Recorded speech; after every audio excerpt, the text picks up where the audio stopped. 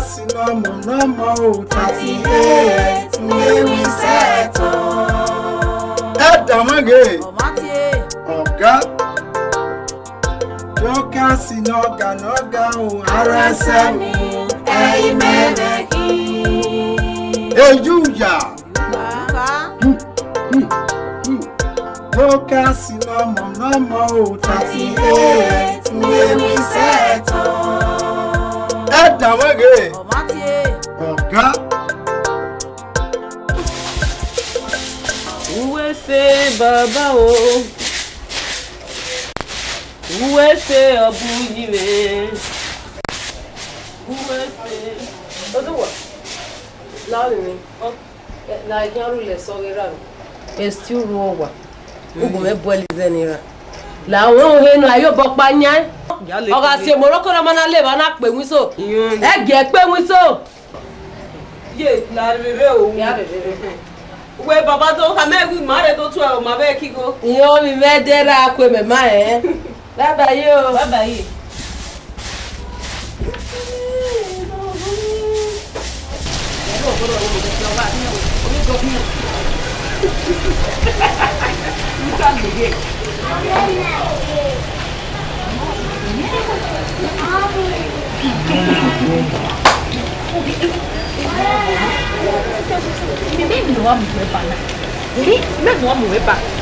Let me tell you something. Have you guessed the dollar? On I mean, you take as normative. They do it every day. It's on me. Never in the measure. Huh? It only ogi Maria can marry na eh. Bani wo gbe na. Abi tu ho no jo sisi no ya kan ko kan do ya fi ni. Okay yo. Okay yo. Eta le ona make na ya o la re o. Tu ko be me we teru gbe ni. Ana ko we class ya. We gbe jam ya. Forget that man. Erani, oh, we get the movie. That, when is the vera? Okay, you go, so what? So funny, who will have a call?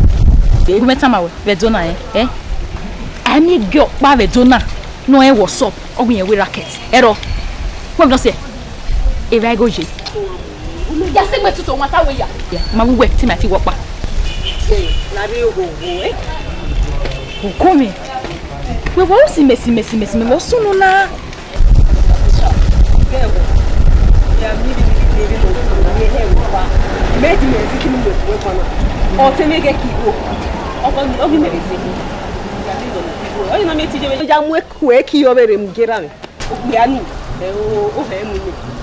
I'm used to that.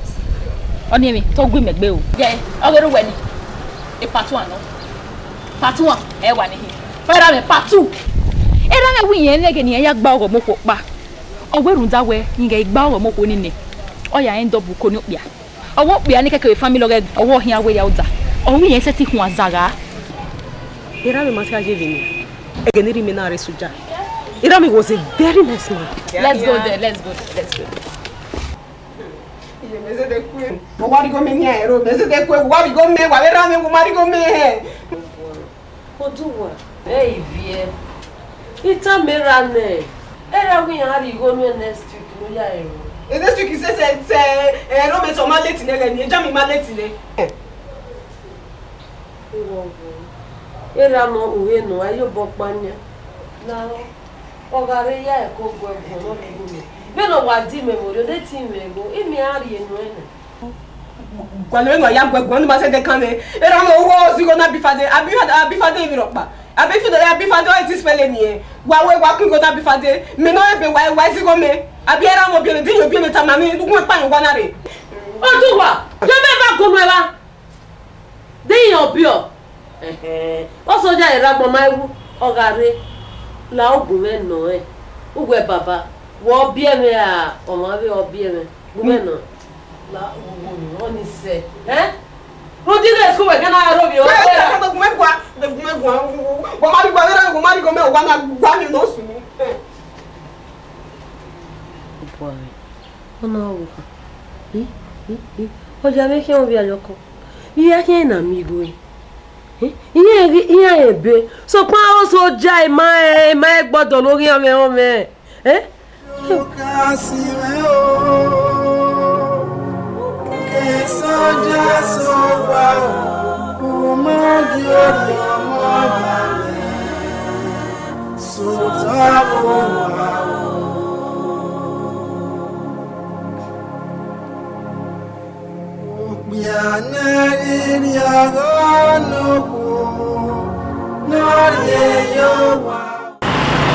Hello, angels.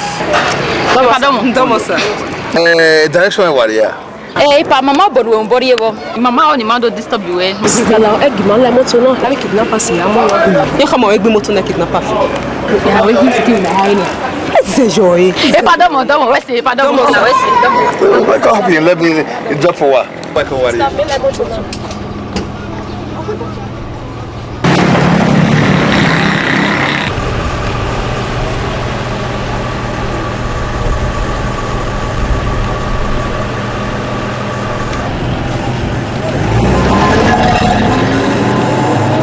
Wakoyo. Idele bag. But I was meant to Mr. Tim and Mr. Dell. Mr. Dell. Yeah. If I'm agami wogo.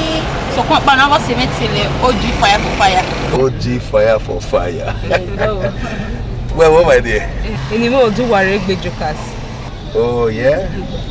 Other people. Where we? Oteme nekereno. Ekiwati. Ekiwu. Beautiful name. You know, it's very nice here. Why Hana, you know. Akoy. Onami. It's a beautiful name. Wow, school why you do a dweki, yes, a school my you in my hand better in my university. Oh, that's jam, eh? Yeah. Oh, that's very good. That's very good. You know, man, US may you know, it may worry you work for holidays. Okay. You know. They exactly not drop away. I look at me, no. Along just only just on the Pugi Aniva. Maybe.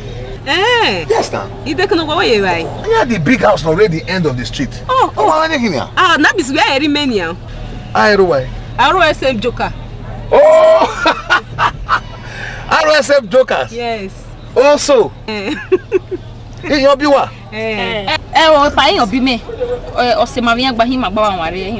Oh, really? Yeah. Oh, that's good. That's good. Everyone in your action, man. That can go watch up for 1 year. Where's this? Stalawa Gature, man, and the Babamu man. Palamu Matore, man. La Matore, man. Where's this? What's it? What was a what? Oh, Manu Matore, Bawuma.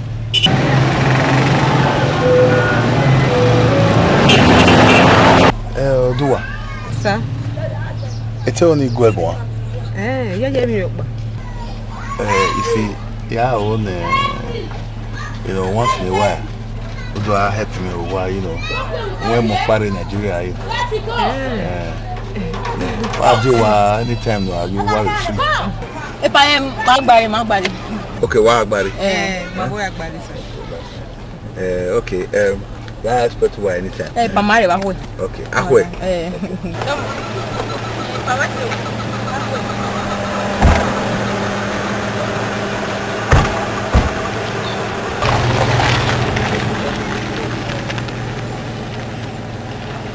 No konomu salawa napa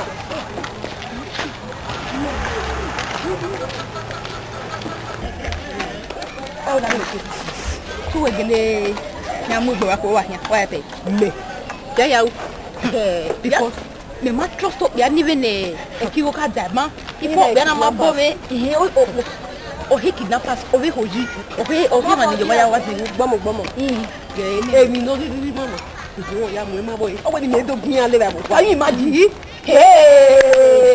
me ma ha na gi ma gbona o sa lo la ma boy sa wa jo Yoga sinoga arasa meneki Ejuja Zamina mina zakarwa Hallelujah Hule sai Hule sai Hule sai Sawa Hule Sawa Hule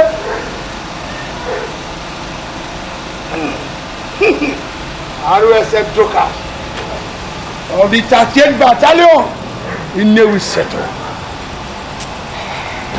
Hallelujah!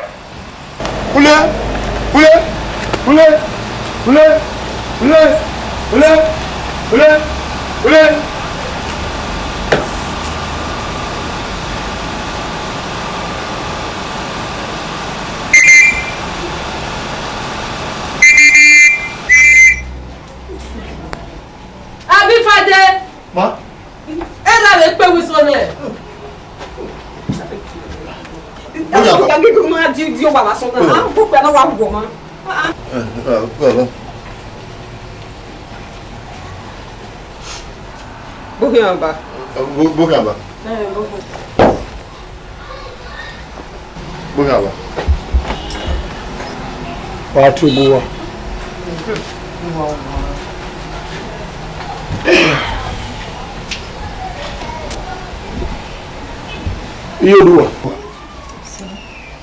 Mother, you na me tu ona se we bubu na na bo munya ba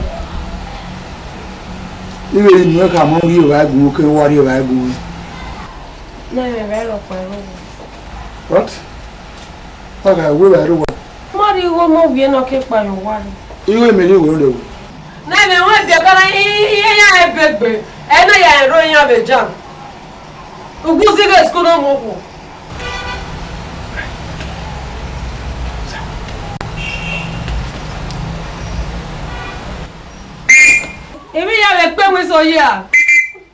you lie. You want to die.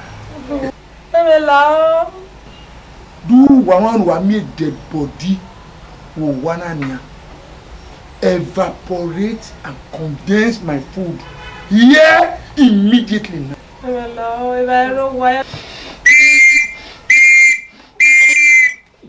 Abifade. Sir.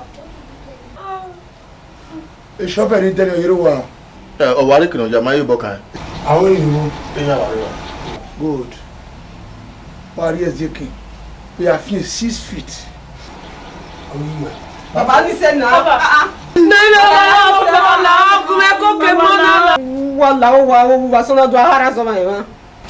Good.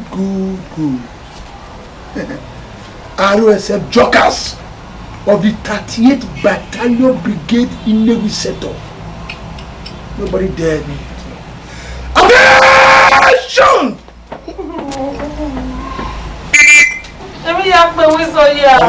Abifade. Sir. In the USA. Yes. Yes. You know Tansi? Give me a rule about that, sorry. Good. So he did him to have no shot in him to his surgery. But here he plays you.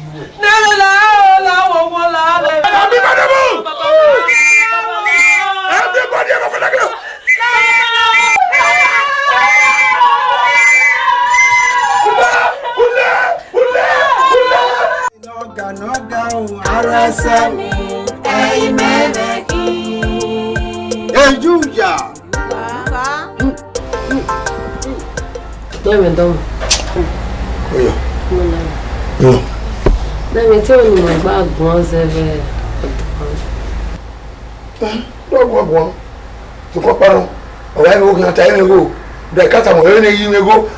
Last month, you go last month.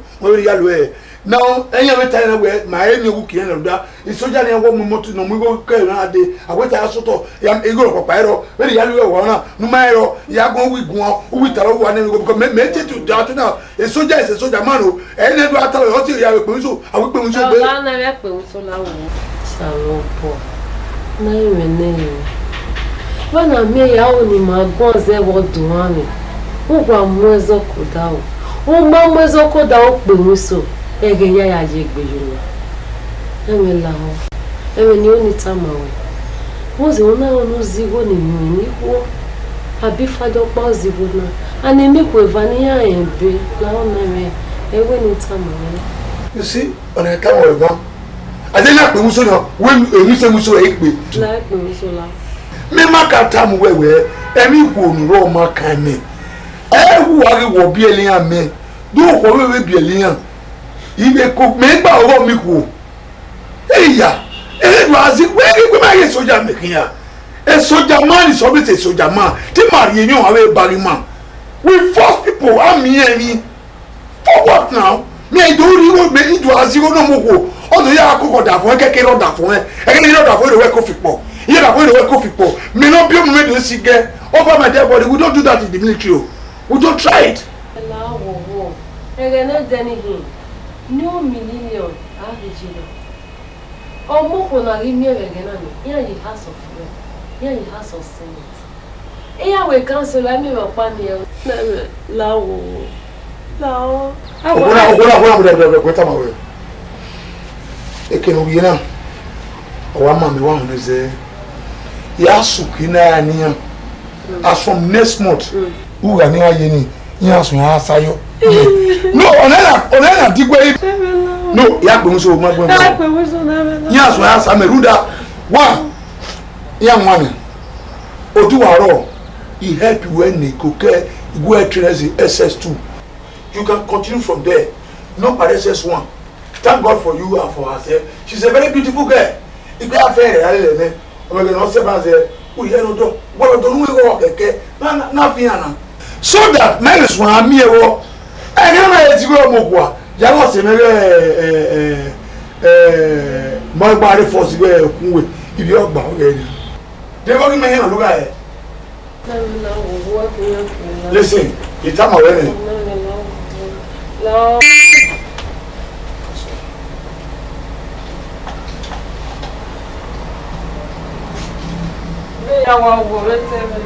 Why do I go down?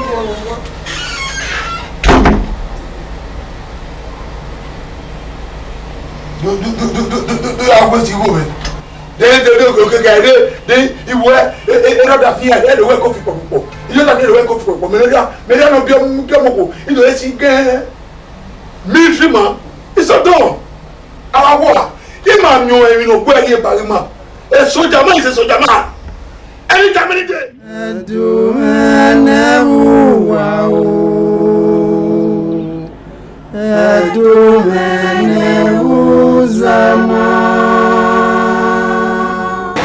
La buena no que más puro.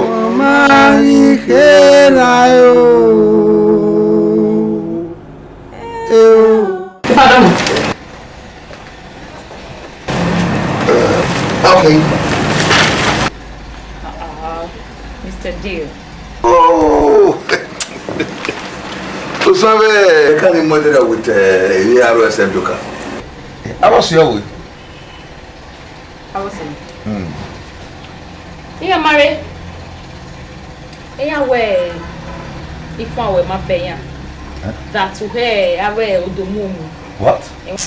Me? Money, Gomawa, money, cocaine, Eghianruwa.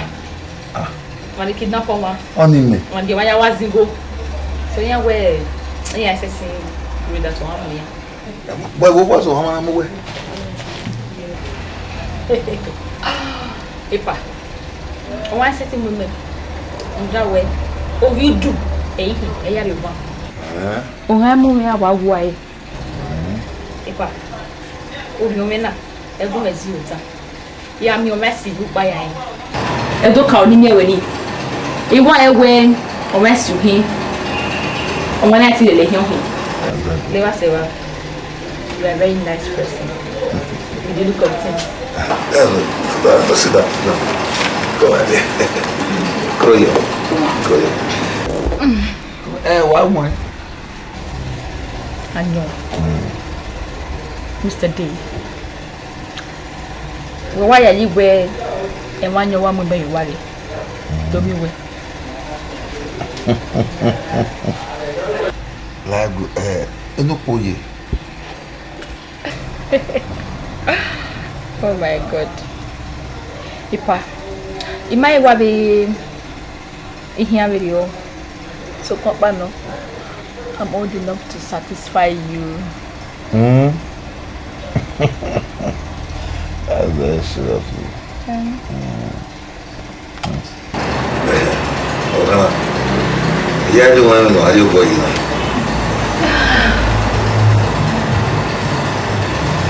Sure, one more way.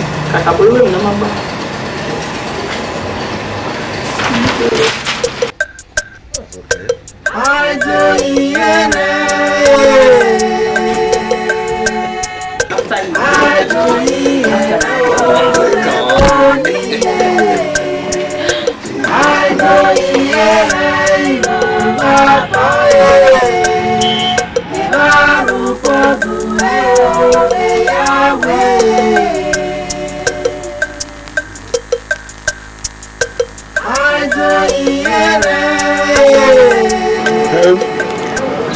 Isokunwe.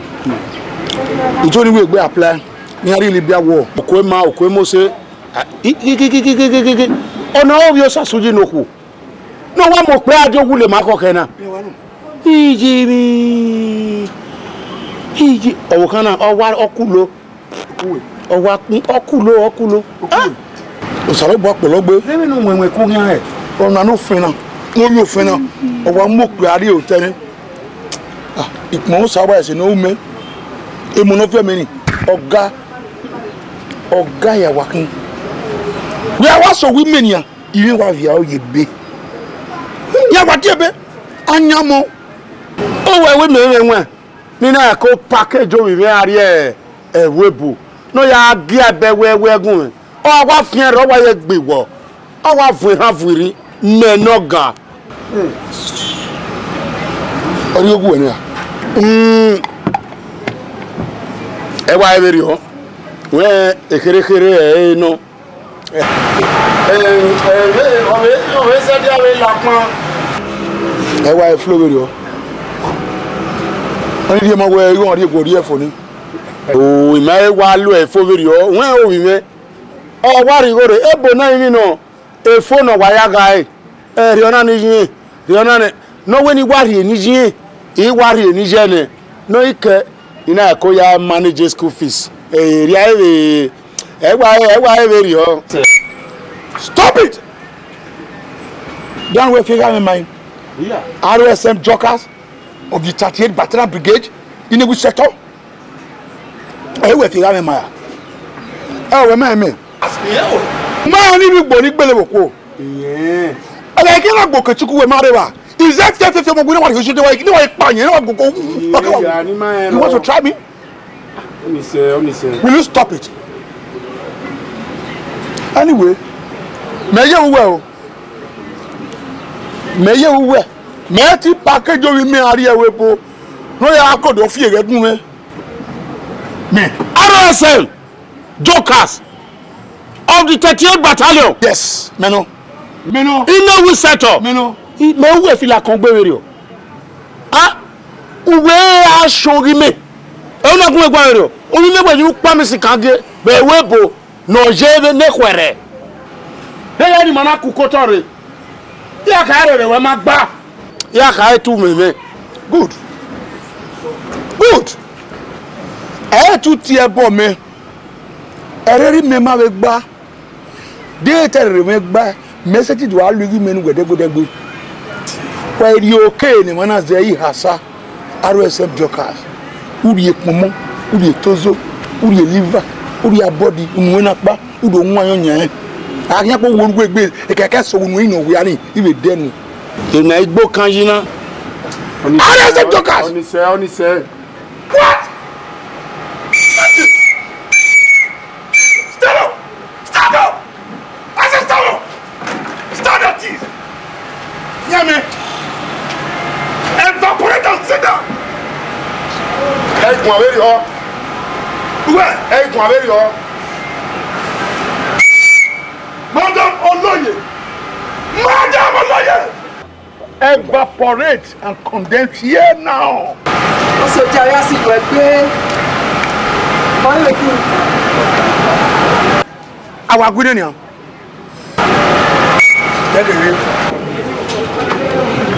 It's called good. Igo nu eri calculator mo eri go no. I can't say we. What asa yan asa. You to bong ya. RSM. Be na kun mi na yi. Una gun ero wa no. Iko gbe o. Wo won. Egun. Wọ́n rí wà bọ̀sì kàmíkì ẹsẹ̀ tí dùn àwọn anyin mẹ́rin ẹ̀bà ẹ̀mẹ́ Ọ̀sẹ̀ wà fún mi. ẹ̀ wọ́n náà ha rẹ̀. Yeah. RSM Jokers. Yes, this is me. Ọ̀sẹ̀ wà. RSM Jokers of the 38th Battalion Brigade ilé ìwúsẹ̀tọ̀ wúsẹ̀ tí dùn àfihàn àwọn ẹ̀fẹ̀ ìwúnú ẹ̀mẹ́ mẹ́ anyway mẹ́yẹ wúwẹ̀ mẹ́sẹ̀ tí package orí mẹ́ i package ẹ̀rù yàrá ẹ̀pọ̀ wọ ẹni fóde udo fear de webo no do ya after ike be higogu e nonsense RSM Jokers of the 38th Battalion in Lewi sector. Have you sure, sir? Fear me. Sure, Baba. Evaporate and condense. Sit down. Sit down. Where my name? Uma Shongbe. Iya.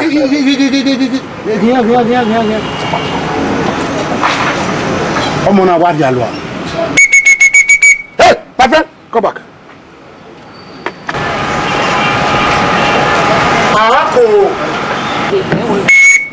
My friend, I am RSM Jokers of 38th Battalion Brigade in Lewi sector.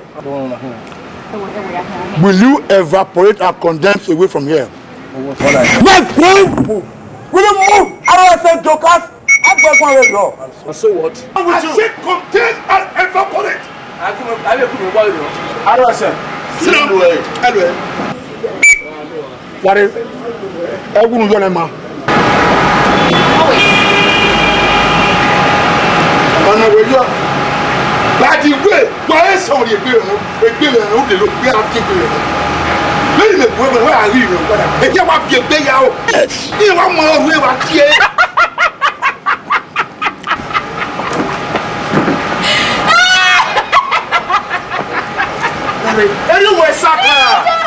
Anyway, Saka. Ukulo. When? Yeah, why no? People are there. Who be on? Where no wa? Abitobu oguwa to sisi yi. To guwa hawa. Where no wa? Me no wa dori me dori mi. Ke na do aje amewo ya re gwa wa na hi. Itori ye mi be no be tori ye ni Tare. Ona ogwa we. Wana pe amewo so na me nu ya ha. Mother said the better me nepa. Allow where the better one. I don't like it. Kai. How do I say? Sit down. Okay, me. Sit down. Oh, no. Era ma training say. Iga pe mu so wa me. E ya fe me. Oni mo gugwe e wa wa. Uwadiae. Meta ma we. Who fe ko wa ri o wa ni a. Who ya gba owo ni no mu e ko no guavio. No be bastard yo wa. Ejo le gbe pe wi so na dane. E wi so gure de pe dane. Wa pe ni family odo. Tomo no be bastard. Na eva hore ma o soldiers. Benu kaboy. O mi no rowebo ne kwere no giadola gunwe. A ore no keko ayo wa. What no ye no le am abo. O we la re yapa. Sabe o soja na. Ni kai ha. Okuwe. Udia na guyi. Okuwe.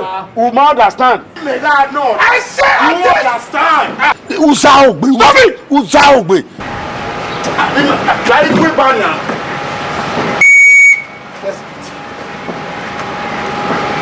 Ọmọ kan ní kẹ́kọ̀ọ́. Ọmọ kò rọ. Sorry, I'm sorry.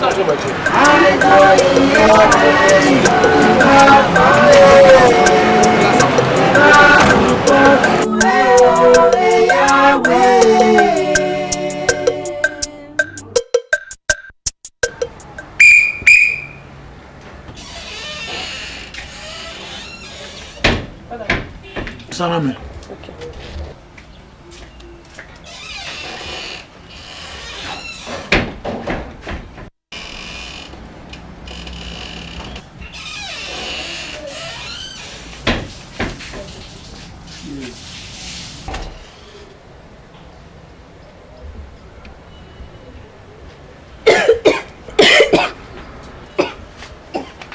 Take it easy. Always so jockey. Swallow it. And be good. That's my daughter.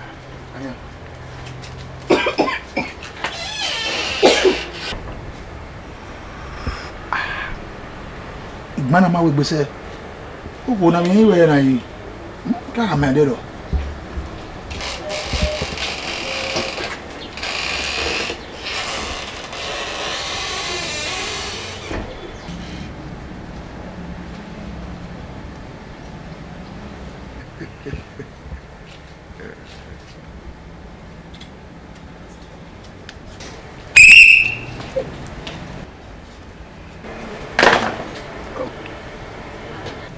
Come back.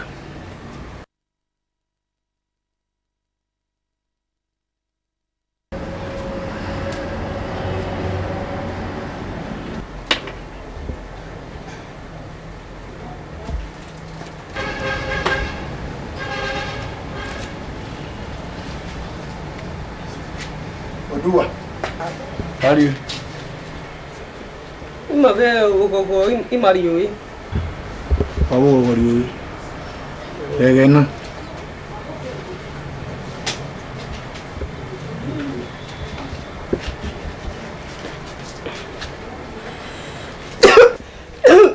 Silence! What is it, Uwadiae except truckers. The brain how we are you. We focus on low any. The ruler when you feel really here.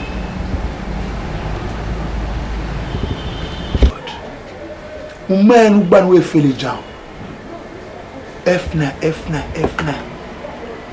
Man who ban we eh? Odua. Spare me your name. O D R O D U R E G B E Oduwaregbe. Oduwaregbe. Oduwaregbe. Spare me jokers. J O C A S jokers. You want to tell me you are stubborn? So you cannot spell it correct. Okay. Then spell it from behind. Spell it from behind. Papa, go take spell it. You spell it from behind. Go take spell it. Spell it. C O C O C. Yeah, maybe spell it from behind. Eghianruwa, my bedroom. We are here ko Bucknor-Ogbomo. We are here parlor. We are Uwadiae. Eso we are so you now. All right, 24. Then you are in Yame. Okay, 48. Okay, but I'm going to give you 12. Attention! Ule za. Hello. Okay. Ule za. Ule za. Yeah! That's why. Why start again? Ule za. Ule za. Down! Ule za. Forward march! Ule za. Come on, inside. Ule. Yeah! Ule za.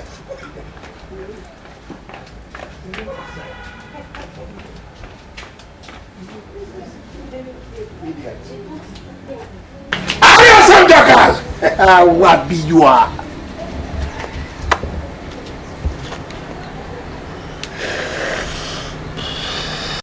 Mama ikera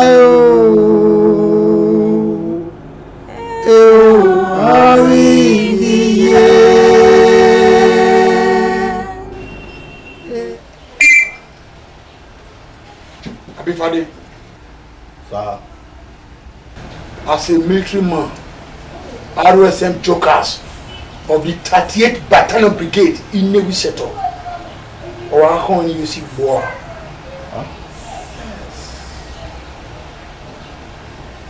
Omakyo ime omweku wenjiwe. What is wrong with you? Do you know where a military man be? RSM jokers of the 38th Battalion Brigade in Navy Sector. When you be? You are failed again. Igba, ewe gboko ena. F9. Why repeat it like Igba? Ereri Uwadiae. Ewuyamu. Ereri Uwadiae. They ereri mewemu. RSM jokers. First, you know.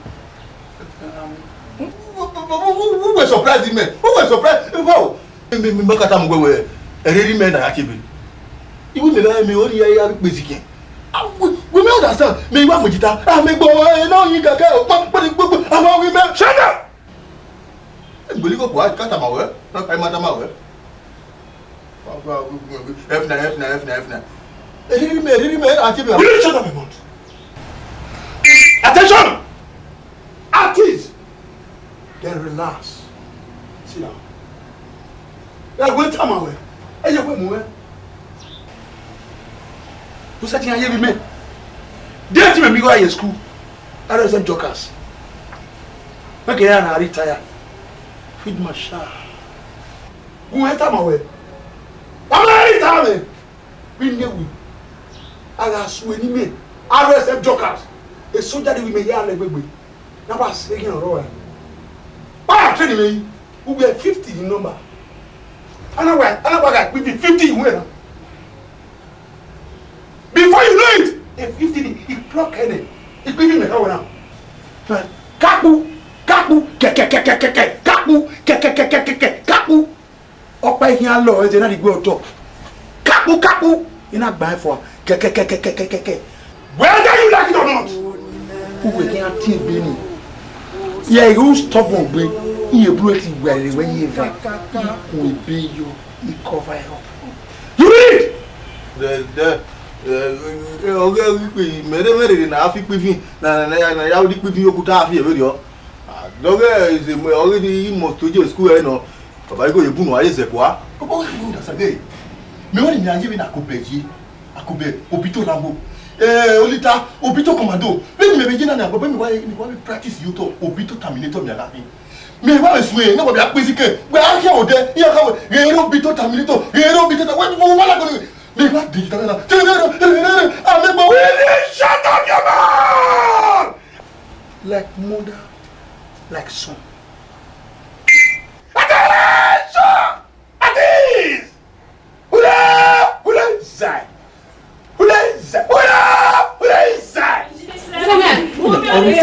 Mother like son. What's Oh well. A blockhead no be me. I will be fail. F9, F9. There will not yet. F9 ma. You are Bucknor. You will Bucknor F9 ma. The man of him and equal in be. Uwadiae school. What now? Our year school say family work. Look at you. Dear Remina woman, I didn't a baby no. Very they walk one. Oh, you tinye a baby of way. Imami we afford that. Me, RSM jokers of the 38th Battalion Brigade. You know which at all? You don't know me. You don't know me at all. Stand as you say. Oh, my! I made teacher no cafe. We got here a couple of over there. Oh, my better result. Result you were more than 3. Bucknor, you were promoted on trial. Let my people go. Like Bucknor school. Yeah, so you want to disgrace me for your children? According to your height. Everybody according to your height.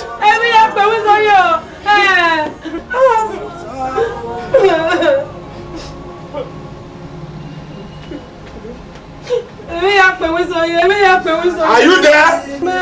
Yes, sir. Are you there? Yes, sir. Attention!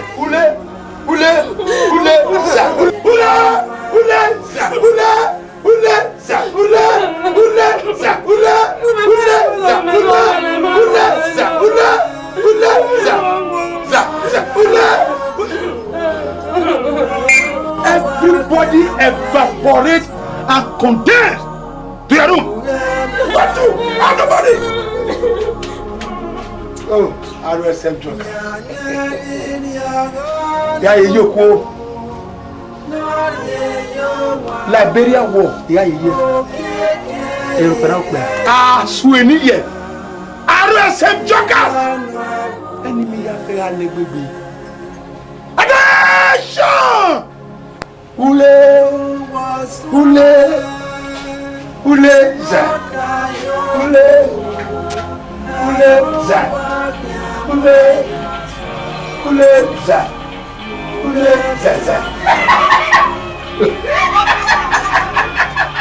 Eghianruwa papa o. No yes.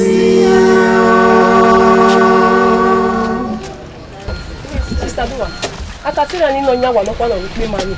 Imi e bi so tai bed do na nene we. No dey dey bun weta mi me. Umia. Oga yan we no umia. Oko me bu ya giguji na. We like e no bia. We tete gwa lo. Mo bo si oni re na ni. Wetin me like e di o mani bi aya u. No na say wait till we because maybe who man like have a big damage no me. We la re o. Ayi we no ya mi ge de we bo no na fi moto bu gan. Adi ye. Esther. Ija ye to mo. Ruda. Imoto uga no me ogbera egbe. I mean one of the legitimate business oga si we imoto we. Me matter dey because we abi moto papa no we gbaka. We me ni eri be wo do ni na. Akata for one night. Ye na hagore de. La ya wa gbera e ja se jo e.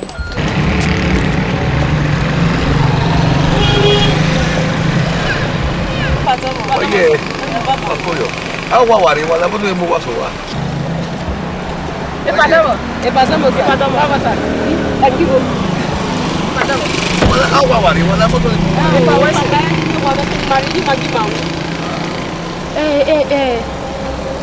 Iwe sise okidide wa da ko wa iwe no wa mu se. Ijere, we makata me masi we de kenu werie. Ti da we le ni mari wa. Da wa jere na. We ye na nge won ari o ye meke ni ya mo agbare. And we go ye meke o jake ba gwen wa le lese wa. To ale le. Ma ve ki go ma meke ni mari. O be ma ve dio. Oduwa la re. Is it? Sa? We mete o Me. Ya ye mi ropa. Egwa mi boy mi ropa very o. Ya do mira o tale. Ya so boy no ya. Ma herio. Ari bi agba. Tama sa. Wa to la boto. E pa wa se. Bi ahia ya la won mo ya gbe.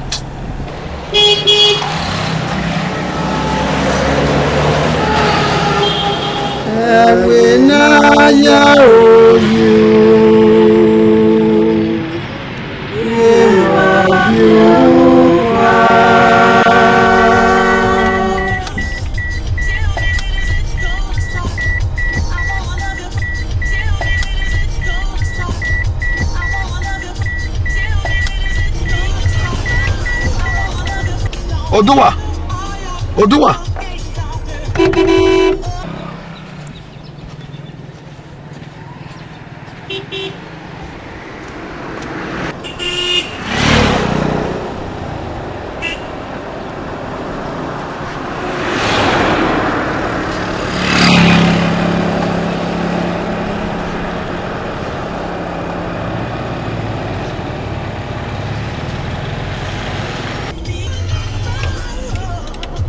Oduwa.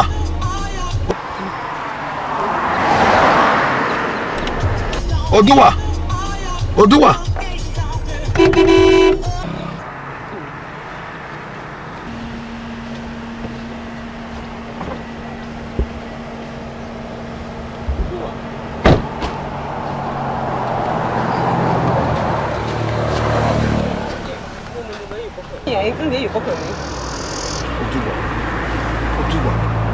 Come on. Zomo bobe kun.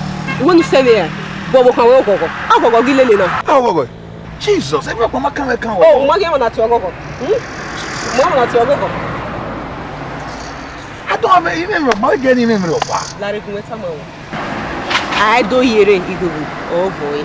My dear. Tu gwa gi me go gogo do alo be tu gwa. Heaven no any my dear, heaven no any ye. Tu gwa o gi me me go we promise e go wari e go wari America wari. Jesus Christ. No. Very yes no my dear. Look, let me explain. Yeah, explain okay, take a decision or take. But now my dear, just don't be rash now. Look, again here, who down on? Our boy is so bad. I want to say this to me. You know, it here but you know, but it was now my dear. Upset this you. I don't want to do. So I took a dinner gonna. I don't know give the agri get with me. Why they me caramel the back way to where people are doing what say. No, my dear, the same thing. Oh, send me The same to my dear. Love, you are the love of my life. Okay. Where it is seen where a worry phone no go. Because you are setting me the phone on Nokia phone on. Yes, Nokia phone well only. Go. Which means I cannot do for you one. A phone you are ready to table with bedroom now. Yes, now. Well, I have 3 phones. And not the only year. He may call the phone. I've been looking for the phone. When we go to our phone. What do you? You might have the phone ever. But yeah, come on, go to Yanni. The phone. Because me and I was really upset. My dear, when they get in Sakas, it best and I will pick that way. I don't want to see her again. No, my dear. I'm not our family.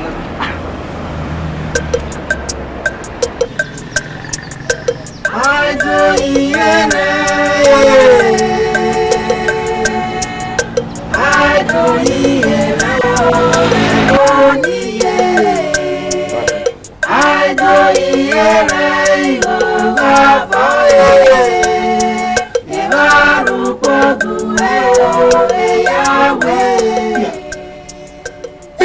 No, Bucknor. Where are we?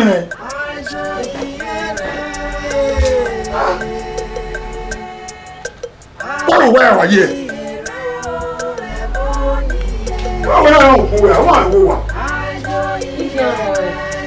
My program, you only watch it. Oh, yeah, when you talk about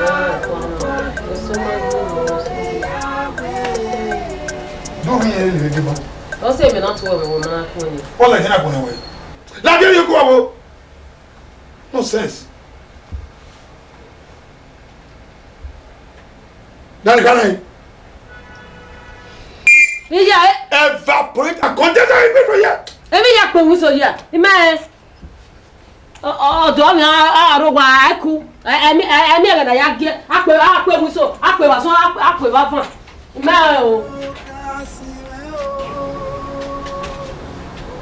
No sense. We are the one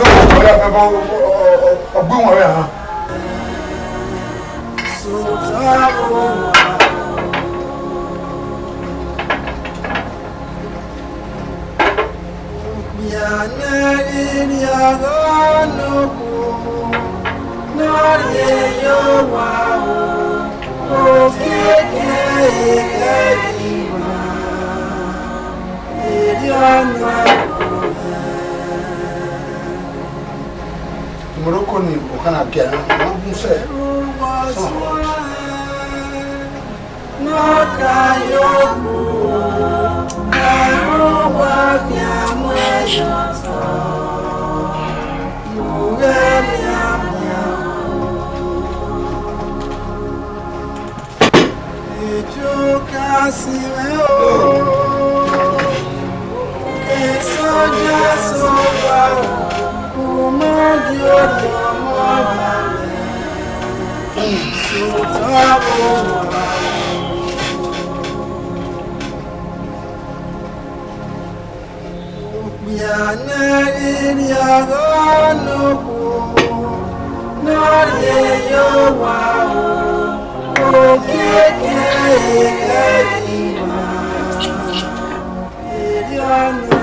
What?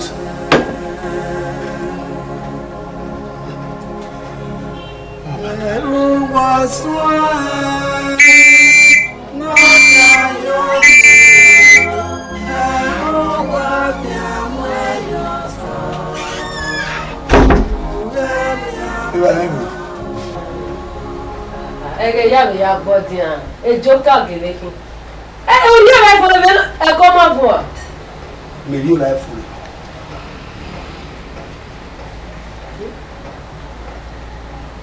Nani.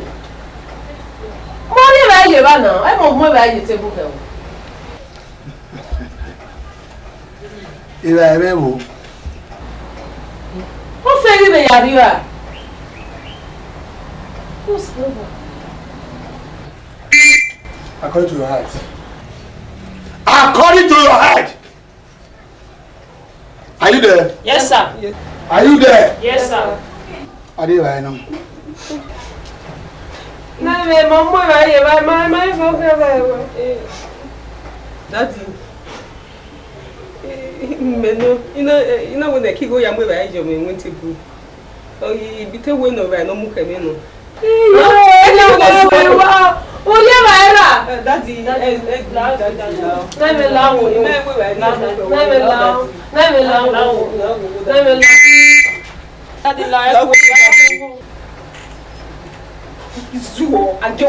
attention. Yes, sir. Ule.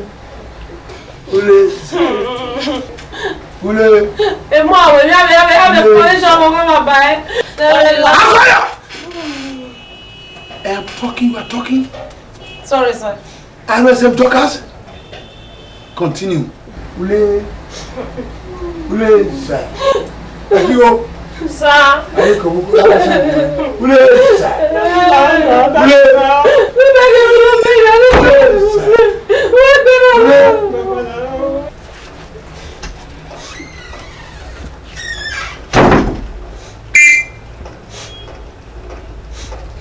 Run on the spot.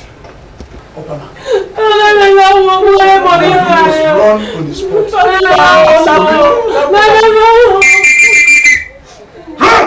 Let this come out!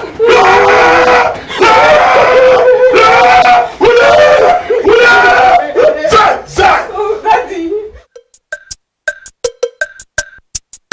I do Iene. I do Iene. I do Iene.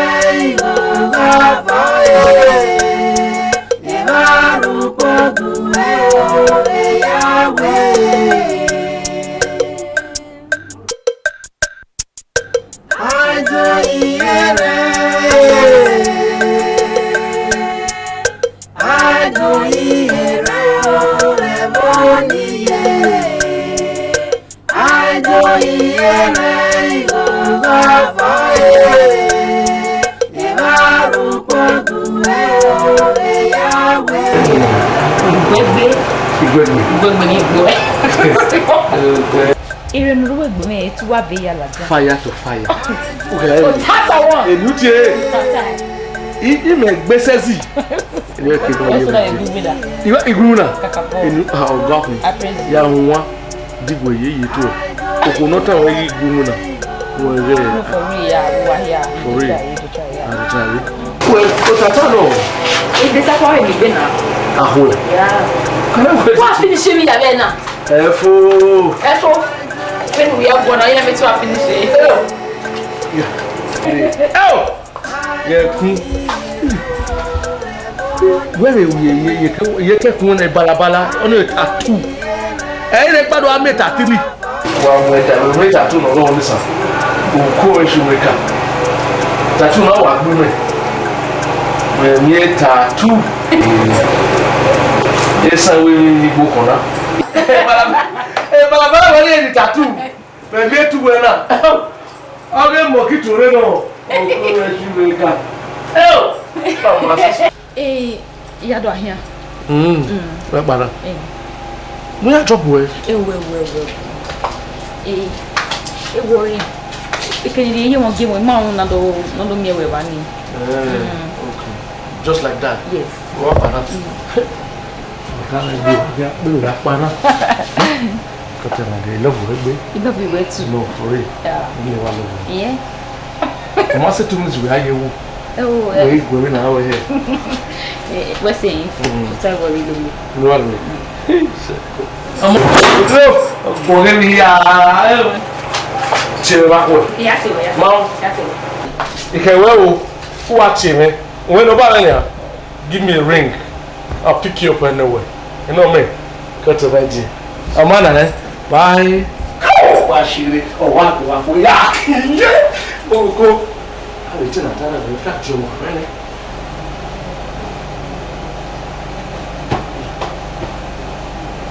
If you run here, what do you want to do? If you don't know, I don't know. get up on her. That's what I'm doing. That's what I'm doing now.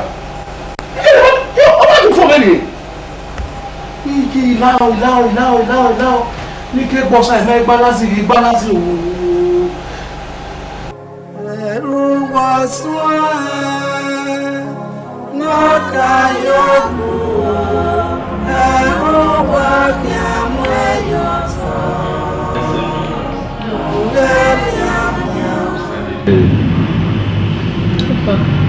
It would be no one. RSM Jokers.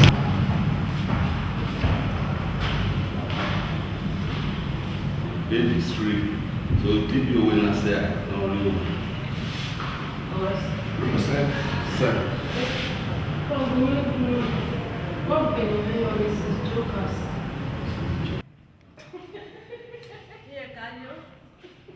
Bail is free. So send it, Mama. Mrs. Jokers. This is ROS Jokers.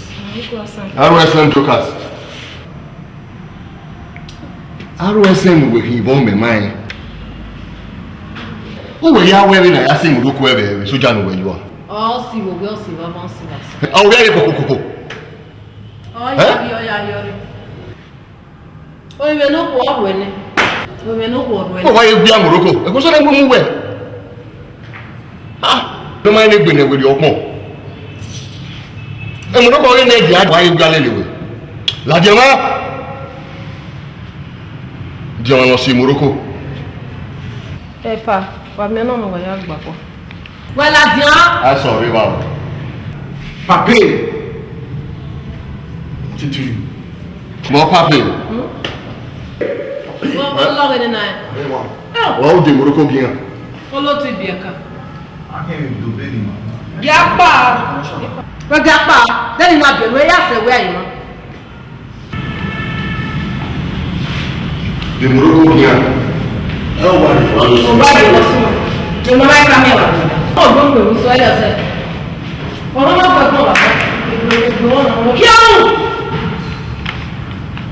do you want to see Morocco?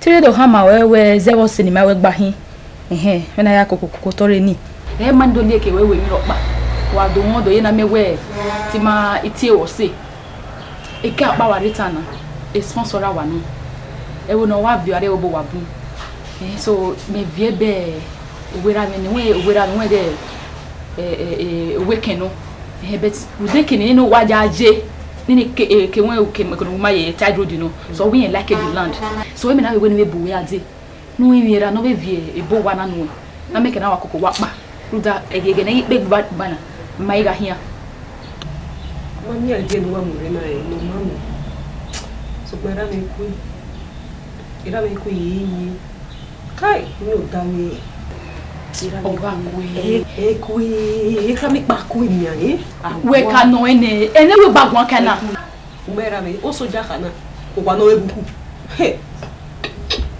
e ku ya wa wa ko ba pardon vamos ya no dia kan wani na sama ba okay We kwa wala ro. Tota. Dom. Come on here. How old are you? 22. Old 22. Oh, very sharp girl. Very, very sharp. Abiogwe, I like you. Papa. One more you. Papa.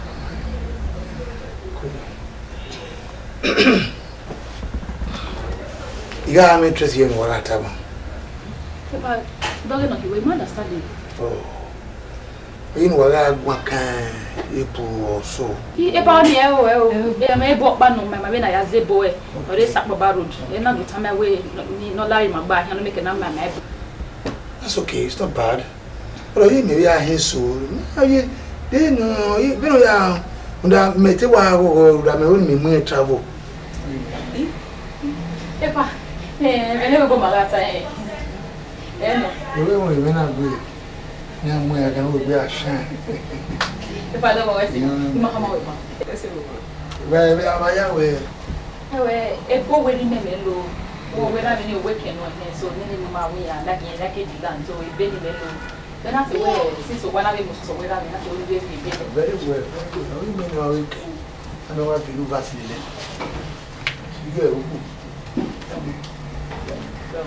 Anyway, if you're a penny, now we're going to hey, also, we never die. Permission to drop my hand. We never die, by the way.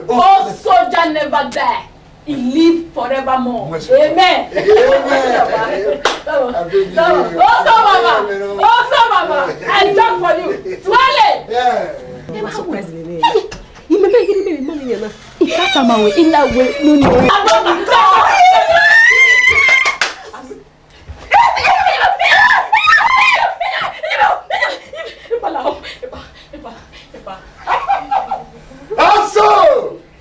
Also never die. Uwadiae. Sit down. Umaruyi 22 years old. 22. Very sharp girl. So, Uwadiae. Eghianruwa for 38 years.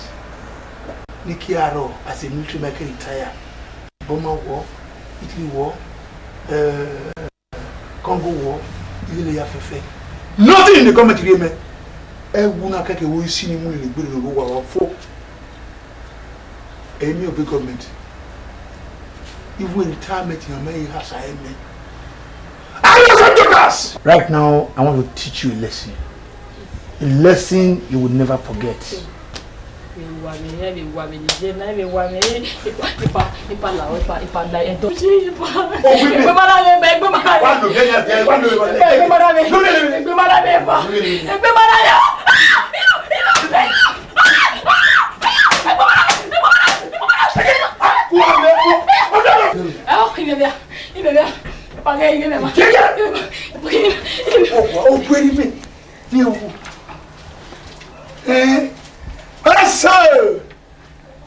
So like him.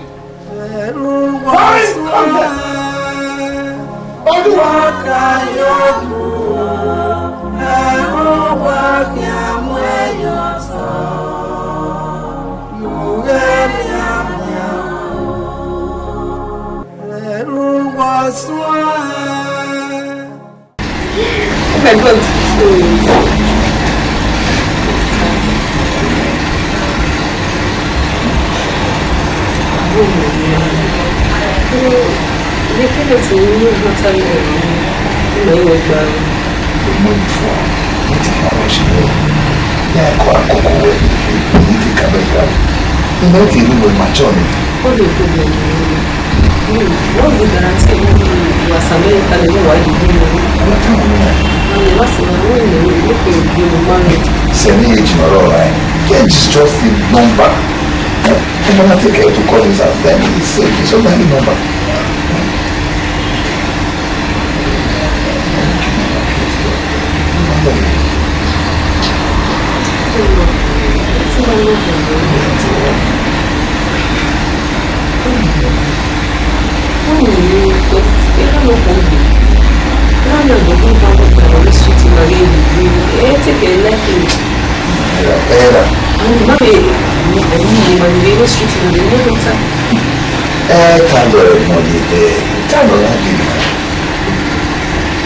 No, you want to come away, no money.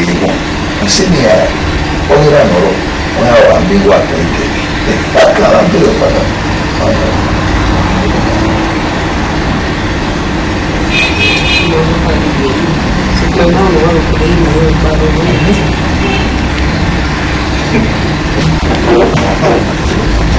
that's not good.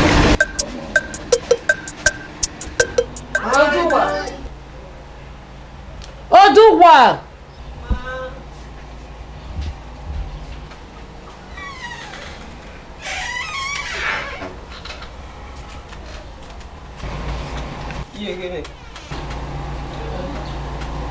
Emana magunzi. Even you know Esoja-Nemwenukhun. I papa am ni yegwe wala wa.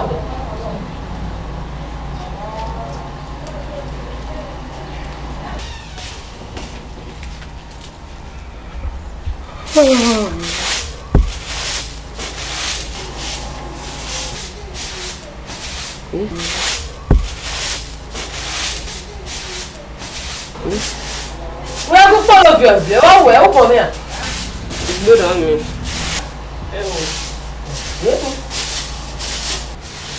Hey, you go work for local, let's say. Like follow your mail.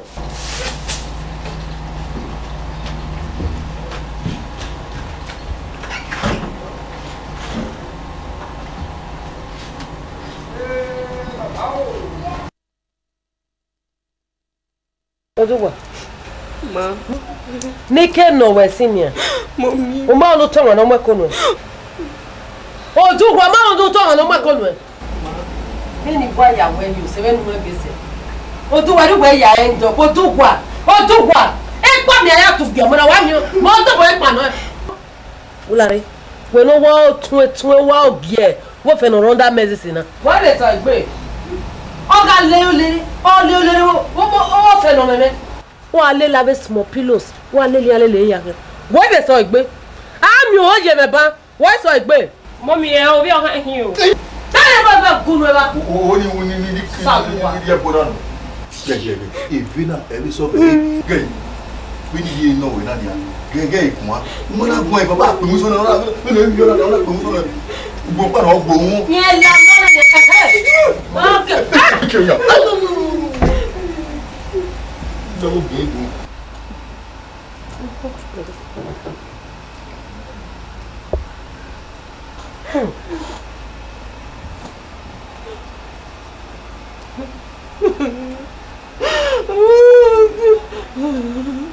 Babalao. Mommy. Are wa wan Odu wa no. in my house? Daddy lao. Are jokers? Of 38 Battalion Brigade? You know set up? Who do be a bastard in Moa? Daddy lao. Who are going anywhere? They can no say, they can no know who are Vina, who go get on my corner. Oh, I'm big bill, look at me all day. Name, all the water. Odu wa no ta lo we ade. Odu wa mama na makole. You lie!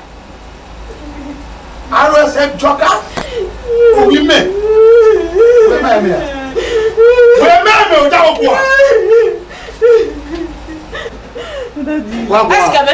Jaguar. Are you ready to talk? RSM jokers?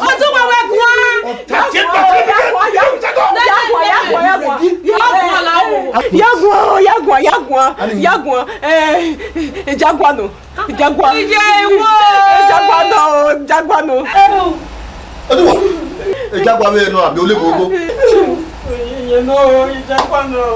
You want to get here? All them logo.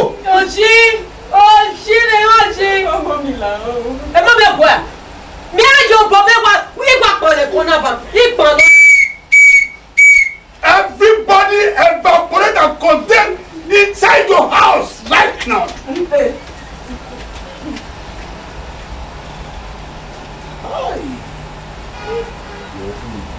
RSM Joker.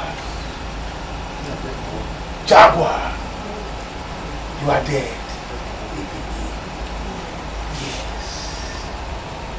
I will walk to your house like a cat.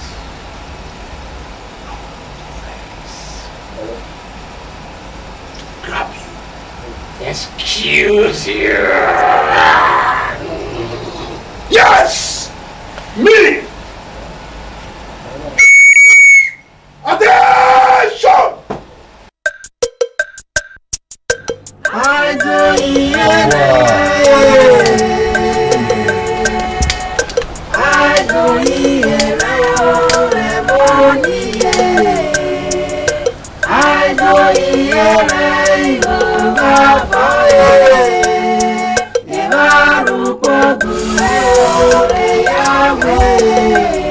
Jaguar. Jaguar Mengwaligo. Gwaligo. Igwaligo. Steino. Igore ne. Ube. Racket roto. Jaguar. Strong racket. Solid.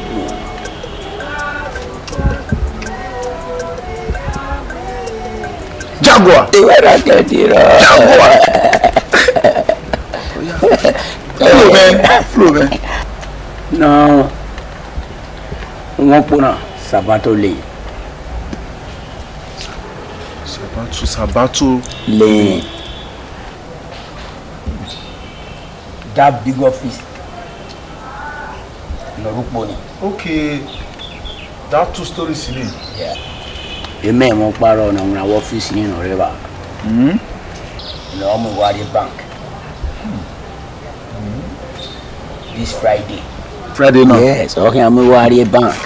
From the office. On portfolio level. Power.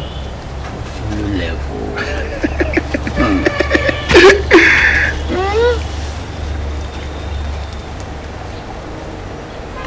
Now, the map may draw you to it. Again, okay, I about man.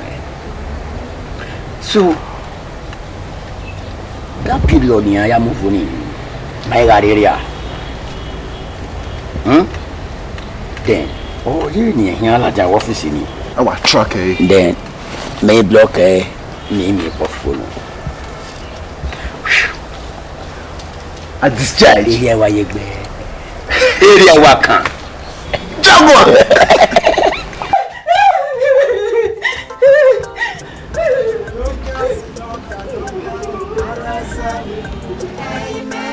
I am going to deal with you. You will know me.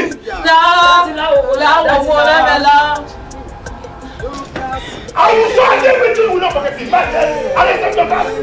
You wait for me.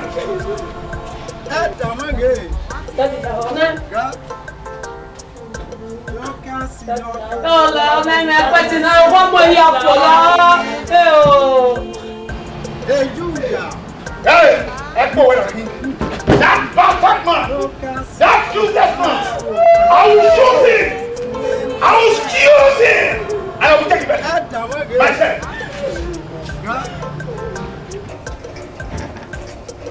Yeah, Hannah, I want to kill this girl. Bastard! Go with me! Ah, no. RSM jokers. I hate it soon.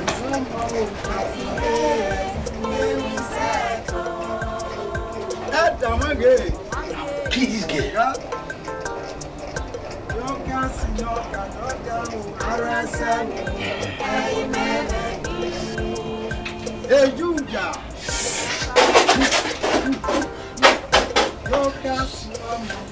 I'm going to kill this girl. I am going to kill you. I don't know if you are killed. I will plaster your face. I will steal you.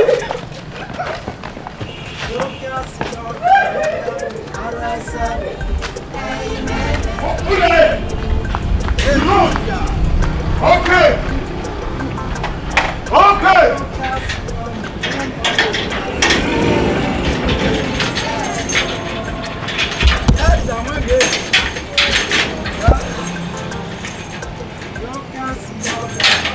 You will never enter this house again. Attention! Attention!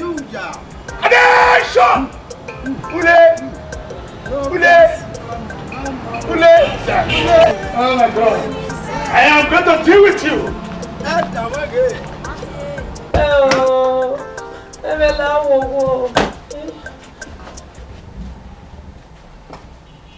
Look! Attention, everybody!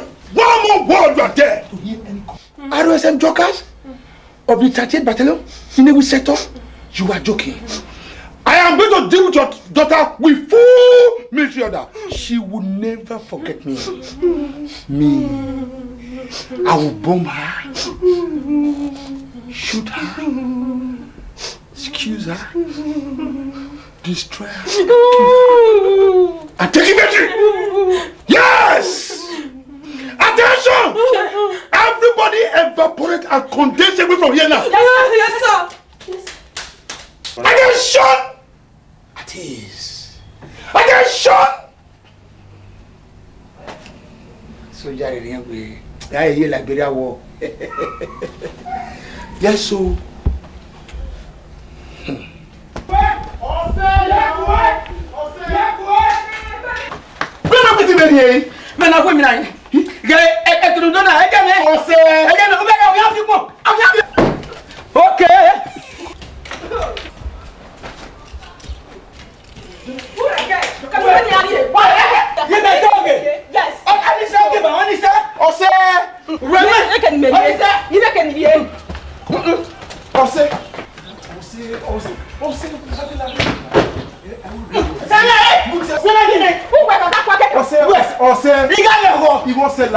Nous donnons le paquet, mais et le mec, moi, c'est moi. Nous donnons le paquet, on a un gourmand.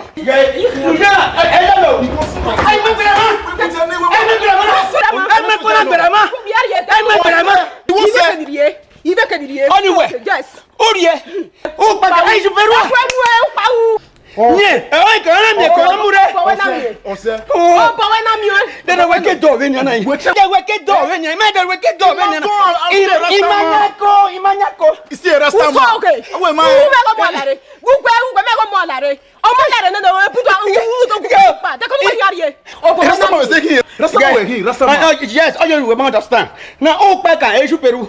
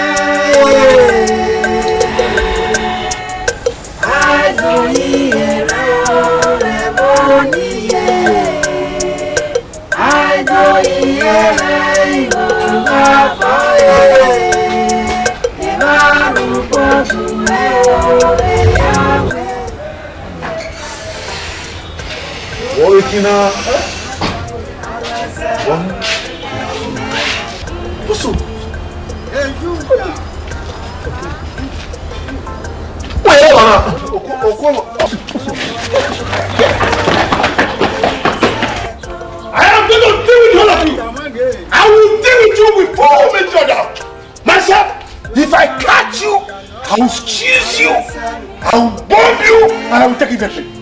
Nonsense.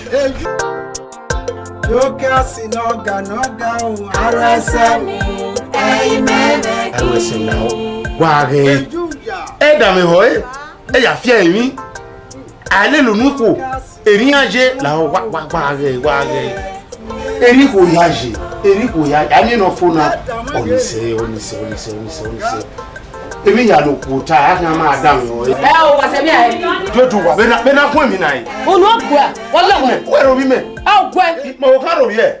U gwa una. Ili ama do ka me ne. O mi la ni se. Ai, lo be fa gunu. Uwe mule a be na kun mi. Wo mule. That's what we see. We. Ale pa po no sa lo roju te be ni.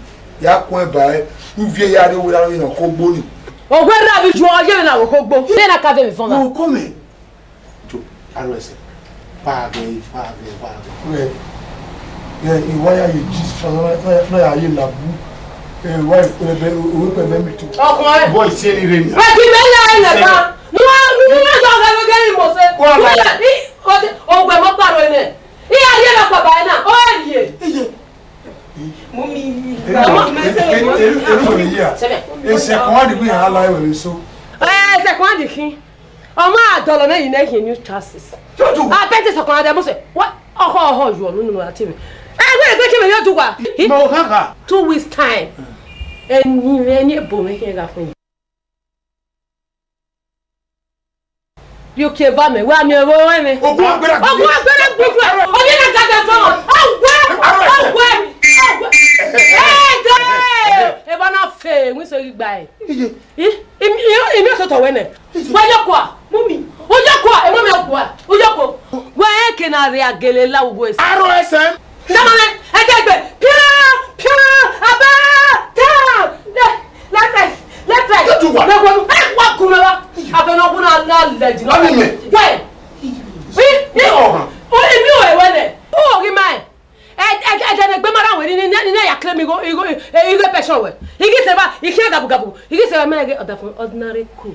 Oh Shut up. Webo e capital. E ho heme.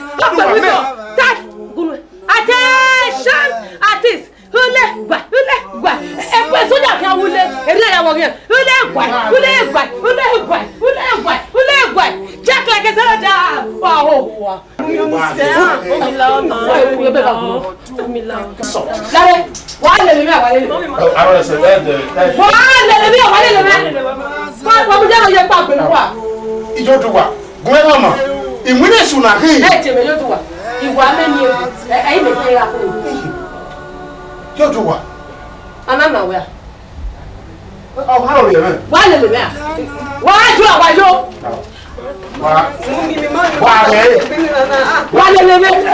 Le bi wa le pa le si. Wa ti le. Wa le pa bo kan wa. Oh wa.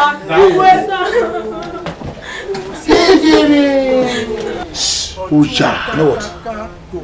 I will deal with this woman. Yeah, because if I do that, what are you with? What are you living whatever? Wow, no, say. Who are you? Eh, what are you? Hatama. Magele you da oku. Kuku wedding. Kata me da. Oni say, I will say on it one ya. Ogure gbesu na. Iwo lo we Latin. Oni say.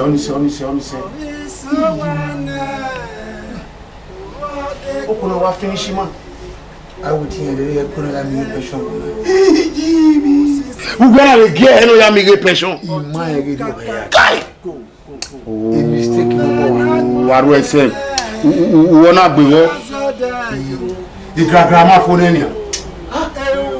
Ami mo ko na ma o wa na. E do pa we mi a. Mo ya ri gbare ni ma se.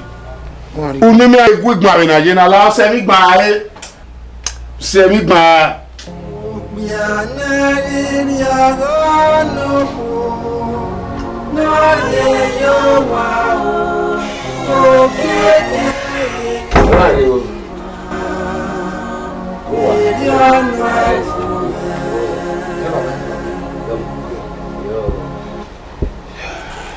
Johnbull, it was a good eye of Johnny Nadunia. On a television. With the agreement, may your money and I will not hear it. And I can knock a kid doing in Nunu. With that way, it could wear in the idea. I talk by. No, you want to regret it. You know, you go a boa. A to Z, a boa. Where was you? One map. Here out. No visual say. He will. No only that I be make cake. How can Omoruyi in middle of Bua? What might you bow? Look at you. Where the Bua? It's not that we will now want when there's nothing I can do. So I have to entertain you otherwise. Anyway. Wow, what way?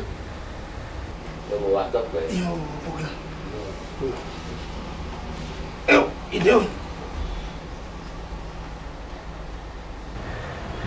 Around the Cassie, you know, so good.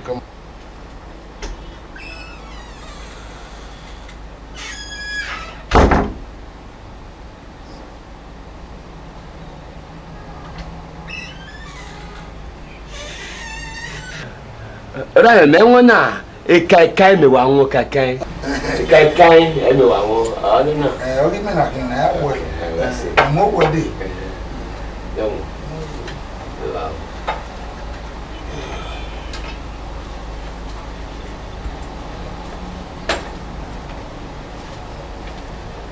Legacy.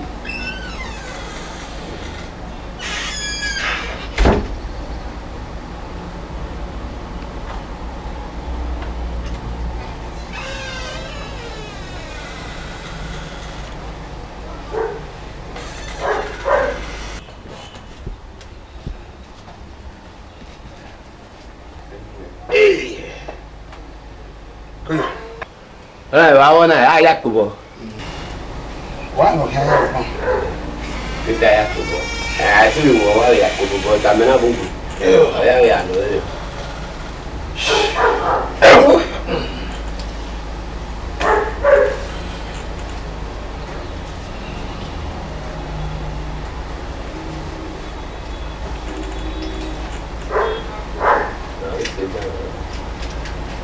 Maybe my see what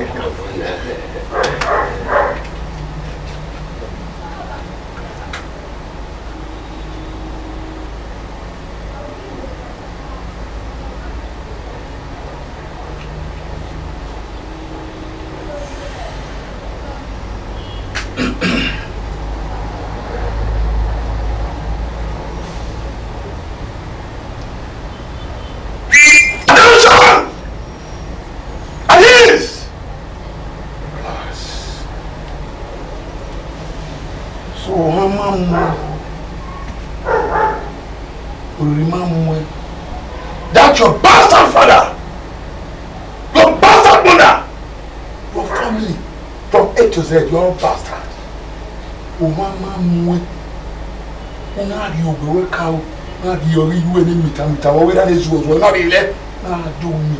RSM jokers of the 13th Battalion Brigade in the settle. Am I very safe? You are dead.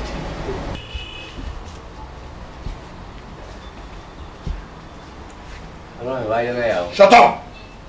Yeah, Musonane, as a military man, RSM jokers of the 13th Brigade in the settle.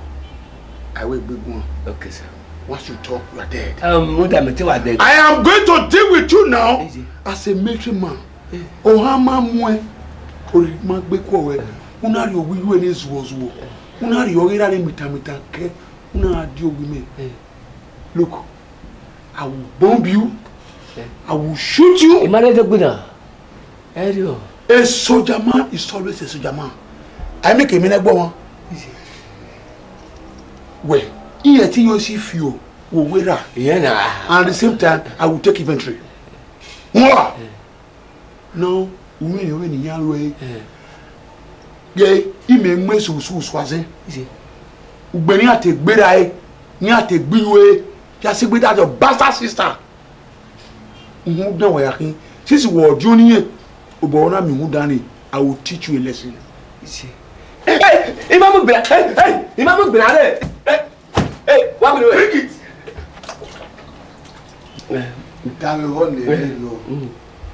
Upuna 1 liter, 10 liter, only one. You will be away. No, how will you? I mean, get down your own. Sure, sir. Sit down. We're going on.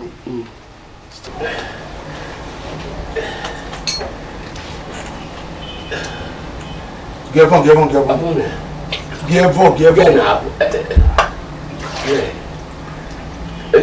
Continue. Continue. Yes, sir. Tu não pode ir ao.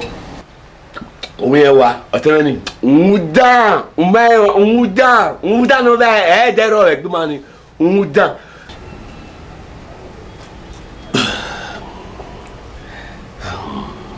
You bloody civilian.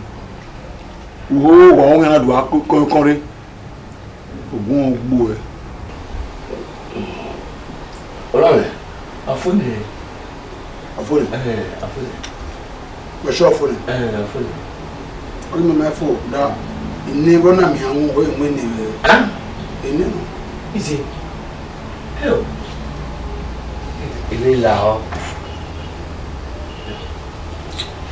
Go for them. Hey! You don't tell me like that. Don't try it. Okay. Okay, sir. Beni gbegi na malake.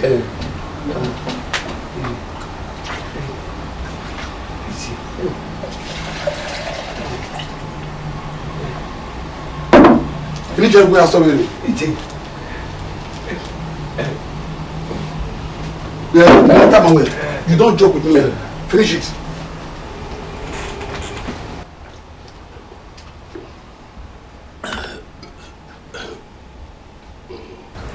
No!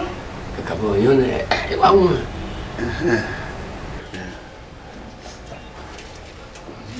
Wọ́n ma igbo e. Oh, asizo pa. Eri wa yeri koko wa. Eri wa koko wa me gbo wa me. Idiot. Oh, phone. Emegero ya fere sa. Uwe ni un. Awo. Emegero ya fere. Ekui. Emegero ya fere. Akoti keke mo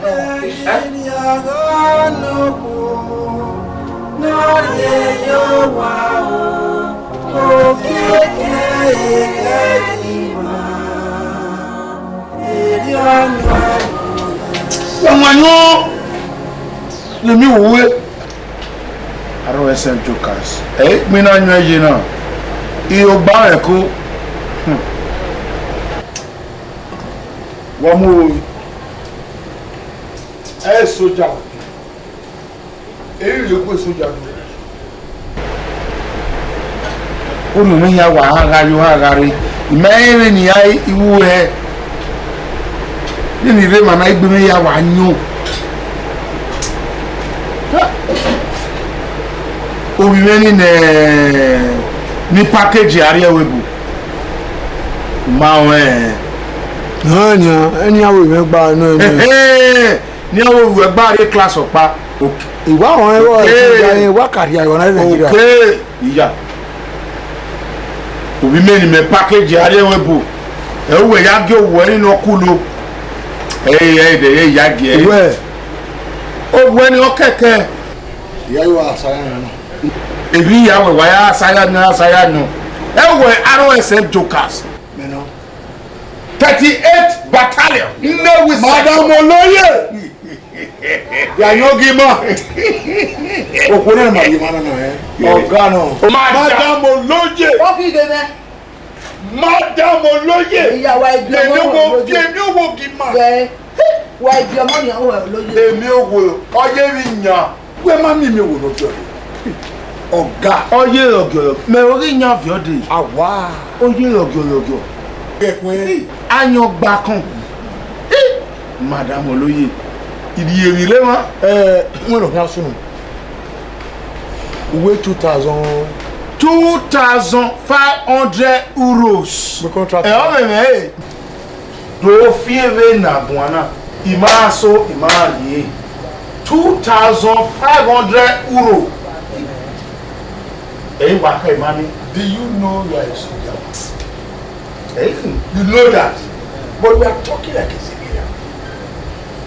2,500 euro.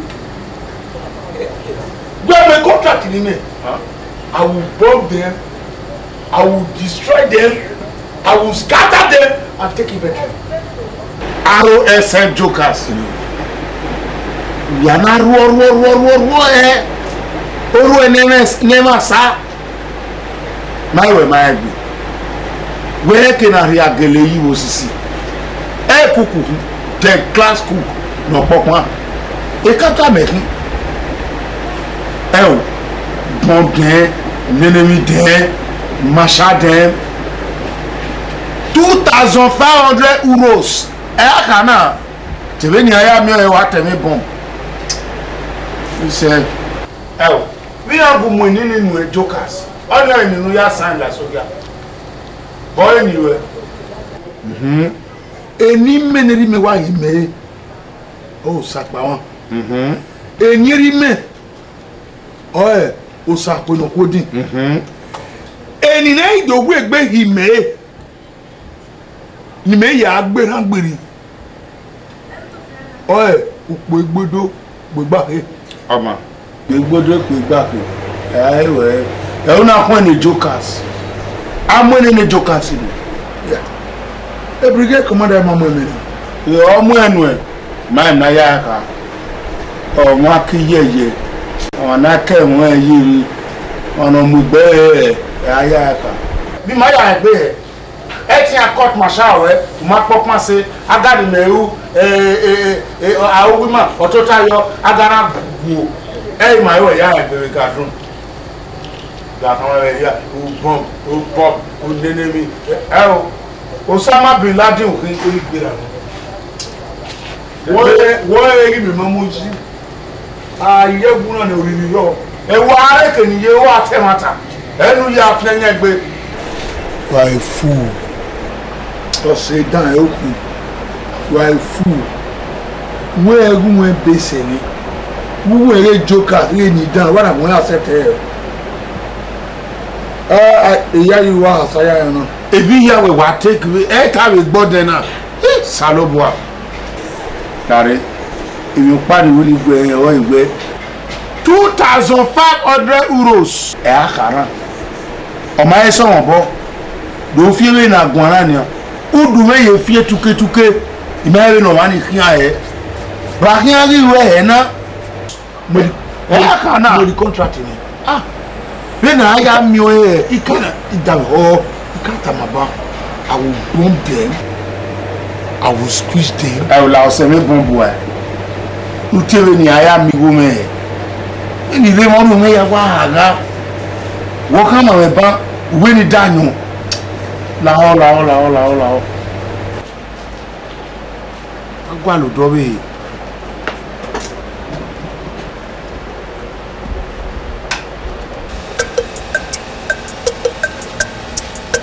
I do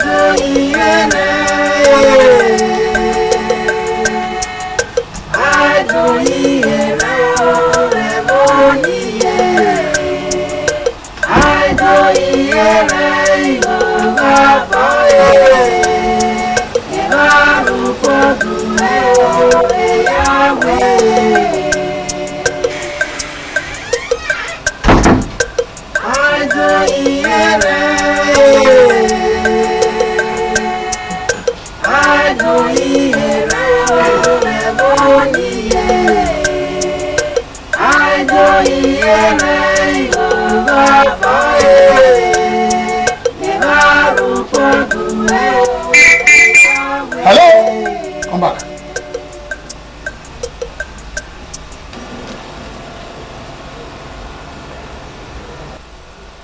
Wow?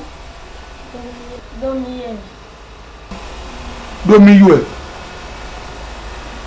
Are you? Oh, you are going. You're bio. You are bio. Ini boke na se. Wala boke.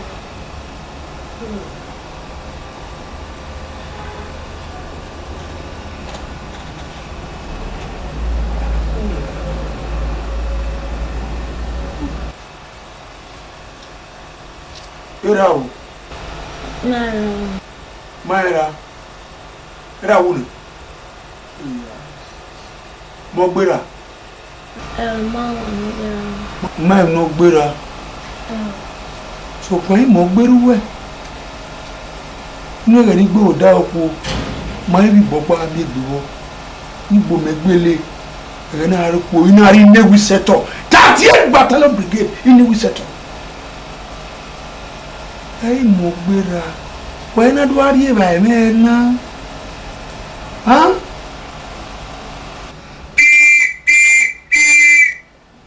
Well, evaporate and condense here. On the walking. So we're bien. We might be. Igba we bien. Oh, I like Bodogi Mama.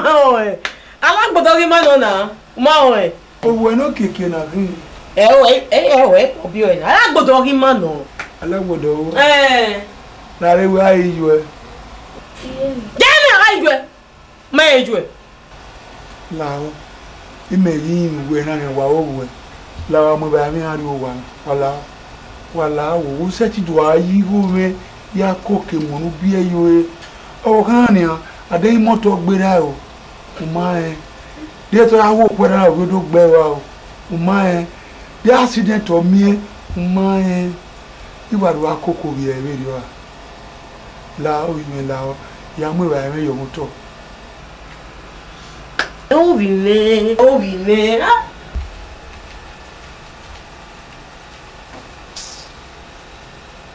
ai ju mãe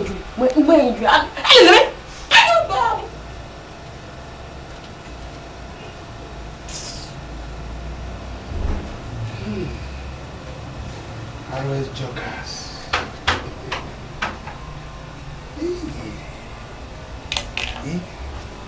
After 38 years, Odawoku, Emi Bopani Magbe, Ilari Newu, 30th Battalion in the sector. One in my beer, Motor Berania, Erangwe praise you. Oh, I don't know. Not worry, you are in me.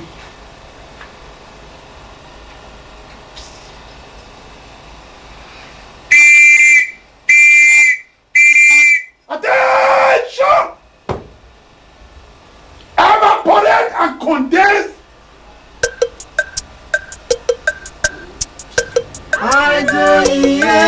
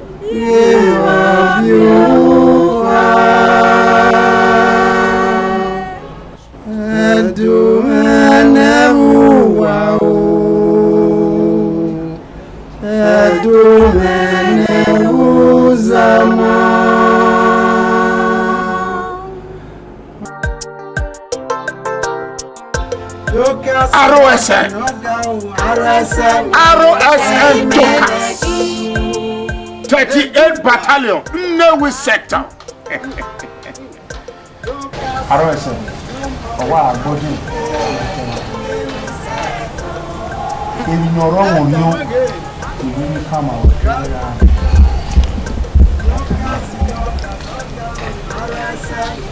ẹ̀dọ́wẹ́ àmẹ́kì náírà bí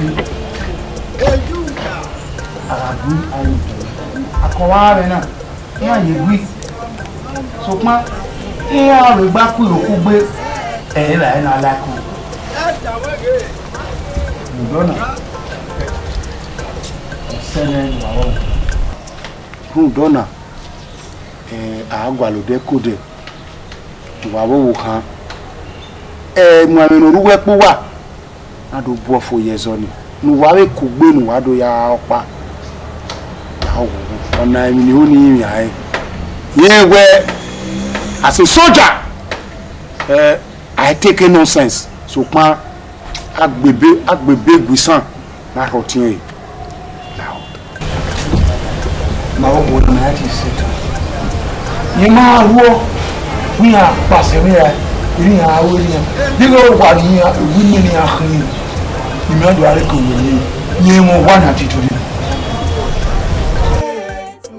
RSN ìwà náà bákù ìwé wa náà bákù ààrin léwẹ́ ọ̀fin wà wẹ̀ òwúwẹ̀ nìyẹn fi ní ọyẹ́wù kò ní wò wá ọ̀lẹ̀lẹ̀ bí ẹ̀lẹ̀ ya mu ijiaro ogime even ogwe no mu are we bori ege mi wa no ya mama ijiaro no mata mame ija o me fifa bege eni ya o ya me gbe ni kama wewe o keke nu wa we gbedo kugbe hunda o pe ami enye o gbe so pin yen marilawa e wo bi no mo no rire ni go ge o wa jiaro ji me ato wo ge mawe then over ni kana duplex over swimming pool when I hear una I can wear reading yes we are tonight we go there and read them we are tonight money amonopo wa ni RSM jokers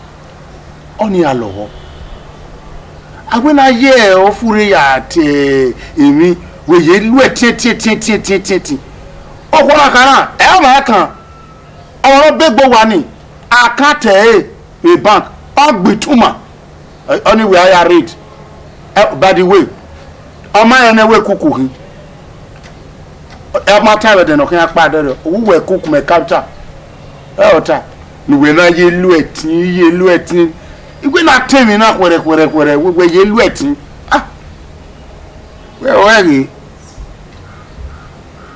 mi a lelugwe si ba iyo duwa o dami ho me ya gwegun okudan Hey, come. Il est minare. Go be Esoja. Close the door for me. Close the door and come. Go be Esoja. When they have you. Come in. Come in. You tired? Come, let's go and buy ice cream. Let's go and buy ice cream. I'm tired. You are tired? Yes. Hey, yeah. Okay. Let me rub you powder. Then we'll go and buy ice cream. Like ice cream? Okay, go and buy ice cream. Obi Esoja, when they have you. Show where your father was like you. You were gaji. Abi ulo Morocco kebekanka. Wait now. Yeah, wait. Fine boy, that's my boy.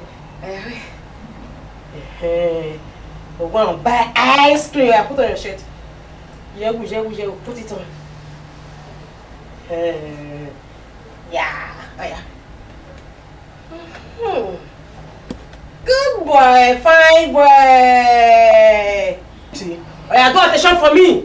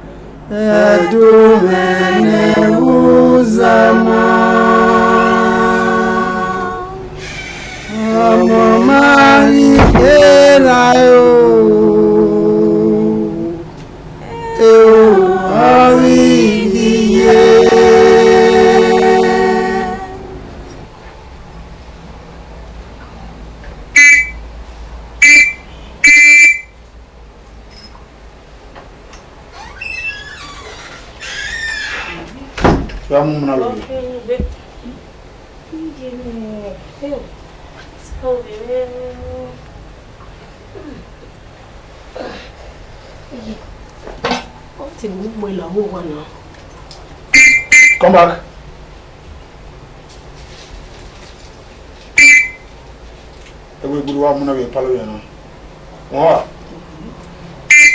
Evaporate and condense inside now.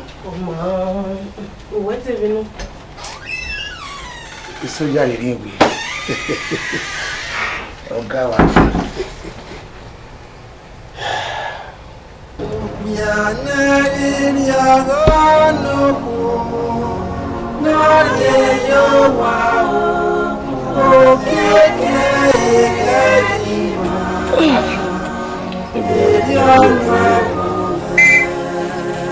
What? Pardon me. Your brother?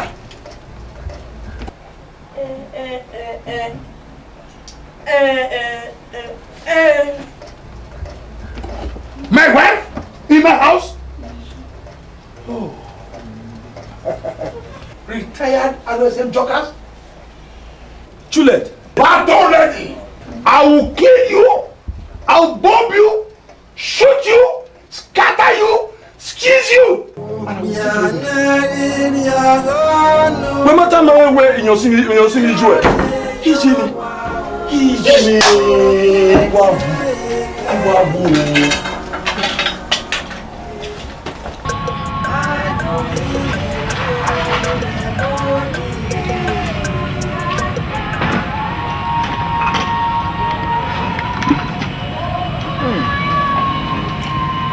Barman! Barman! Okay, no shit, yeah. Thank you.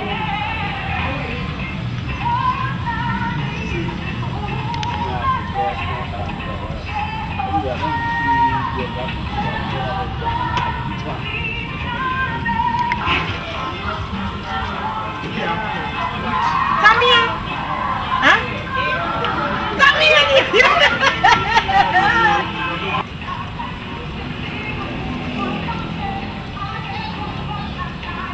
We're getting one with me. It is one year. One night, what is it? But I all walking out there, I will go over it. David, no, be lele. Make me see. I know not pay fool. When you're over now. Tamia? Huh? Tamia!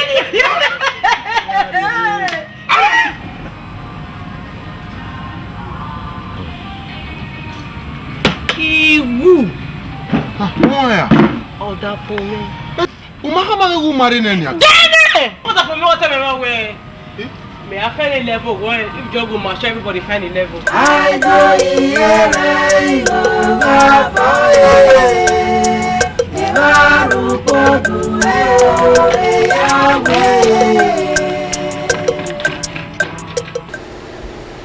Don't tell me that!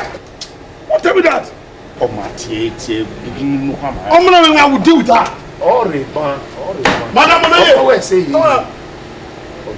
You may get a good year. Oh, nonsense. Or weapon. I'm not going to be here. Oh, when you are. Weapon. Dear. Madam Omoruyi. Madam Omoruyi. Anikinashi. Yeah, what fan of it? What's on? I respected God. I was with you right now. No, I what's up on it? What's it? They are moving. I will Madam Omoruyi. Umawe. Daddy, do it. Yeah, we going to be. We're not going to be bound here. All right, Omarian. I thought you were on a What are you saying? I thought you were. You see, you're going to tell me. Madam Omoruyi. I cannot be let I don't that. send to Mami no tama. Wa va apa sa pla na maka awe chi pomore. O va na we mo bogbe tebu be storm me na aga am daji. O je wo lati wo na we ni mo de nu we fa no jina. De no yo gi mebo. We ka mi o ka bi ne. We ka mi gbigba ha bi. Wo me ro be. Aro esen joka. Mo fu asani ya. Aro se what do cause am no kwa wo ko. It's with me sitting. 38 battalion in we settle. Egun we deal. In we rado hotel. Egun we deal with Opel Marine. Oh, Aro esen joka. Yes. Lare apeti moto ejin wa do wo ni jo. Ije eri ma wa de gwajo. Egun me ku. That is the problem. Okuru wa muni me. Igba ha ebi. Iya. Ye han. Wa be da we hodo. Ha. O ma ma na do jemeri. That time o apa na jemeri e mo na jemeri. O big bang ko what does that mean? Iki an gbese. Ono bi last one na ke oduko okedo nu mi. E road maker. Ja. It is short. O ma degbe. E o gba me je no. Bi me do lu ya kana yi. Oya. O ko wa mo bo gbe tebu me we to te me do re ba e. Ijeme. Iwe gbe ni wa enu di wa. O so na re me o de na kana ni ma we. Oni we kamu ni mi a. We ma ka na we. O bo ma mo ne. Hey, mama, go there. No be that. No be so, madam. No be so, madam. Where are you? Mama me go ma be go. Se we na go yin. Eh, oni mo na wona ma won. Onu e ma go. I want ma won. Eri ma waye. E very chat baby. Madam Loye. Eri ma je. Wa le akọ be do so te me be. Eri ma je, eri ma je. E di me. We no why gbe wa ki me. E order for no bi omo keke na ke so bi me. A road maker no. That's an insult to me. Eh, do be we le pia, eri o me. We no mama we bi o we no won bo ni. Oh, but Mo ki no fa mama la kan. Madam, you are mama. We go one year mo pon we. Do something before the show. I thought You should see me before you see God. Madam Oloje. Oh, kana bo bai. Where are you? I don't know. Oh, Me akunu we na epo. Eghianruwa mo so so. That do bela ya fian. Imagine come away. Apeti moto ejin. Me make we go. Retirement me happen ne. Ya pe me. O ma e. Ya wa. Guy, ile bo. Ma na me do. Eri an le pe owo me. Ile bo wa wo. Igba poko. Oni won se so e koko e wa ya igi. Me amunu we na. Koko e wa ya igi. 38 battalion. No, we settle. Oh, when it go lo. Igari yeke me de o ga o. Gbogbo ayo. Akoru we gbogbo agba. Imia igoni. Ọ̀rọ̀ wọ́n ni yẹ́ ìdòtò ẹ̀yọ̀gún ọgbẹ́. Ọgbẹ́ tọ́wọ́ gbẹ́. Ẹ̀kún òkú wà ní ẹ̀ wà. O be gege yo. Ọgbà kí bàbá. Aro sem brokas. Nu wá yà ká. Wà ní ẹ̀yọ̀ mẹ́ máa ní ń fi ẹ̀jẹ̀ kò mẹ́. Nonsense wa ní ìpele. Ẹ o, wà á tọ̀ bù. Mama mi ò kún náà yẹn náà. Màá wọ́n yẹ sẹ́kì ìgbìmọ̀. Awa. Ọjọ́ máa bẹ̀rẹ̀ ọ̀dẹ̀. Yẹn gbé left mi gbé right. Ọ̀gá nù. Gbẹ̀mí jọ. Ti yà lóògùn wa. A blue blue. Ní ohun mú mi náà. Ọ̀nà mẹ́rin ẹ̀dọ́ yà. Esoja na baba o, no mazada yoku. Oisowane, urode kotoi, oku ni merejo. Osisi nílò ọdún kakaka kòkòkò. Ọ̀fẹ́ nágbọ́n ẹ̀nẹ́ wẹ̀ máa sọ́dà yòókù o.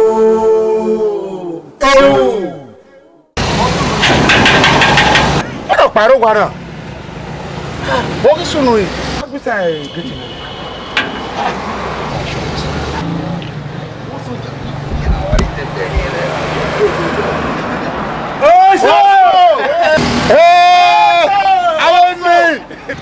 Daddy also. Also. Easy. Also. Ayo.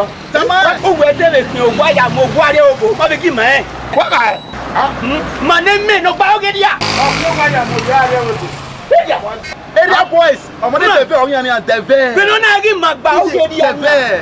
ara ẹsẹ ó wẹ kí o wà yà kí o wà ẹ akí kí o wà bọ́ sunu náà ìgbẹ́ mẹ́rin ní ata. ẹ wẹ́n àwọn ni anyway ọ̀dọ́ ọ̀gá ìdájọ́ ọ̀sọ̀ ekele mọ náà ká mọ̀ sẹ́wẹ̀ anyway màrí wa ni ẹ ó rí kọ́ọ̀tù ọ̀gẹ́ mọ́ ó rí gímà ẹ màrí wa kẹ́ wẹ̀.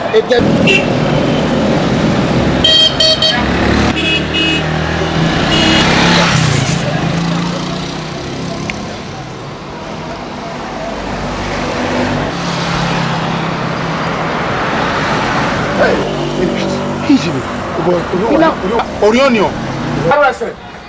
Arrest. All night. Arrest. Jaguar. Valareo. Arrest. Arrest. Una we settle.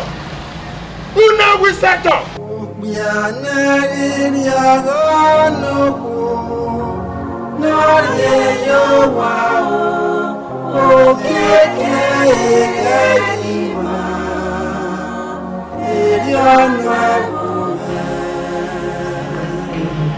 Aquele vai mais ter result.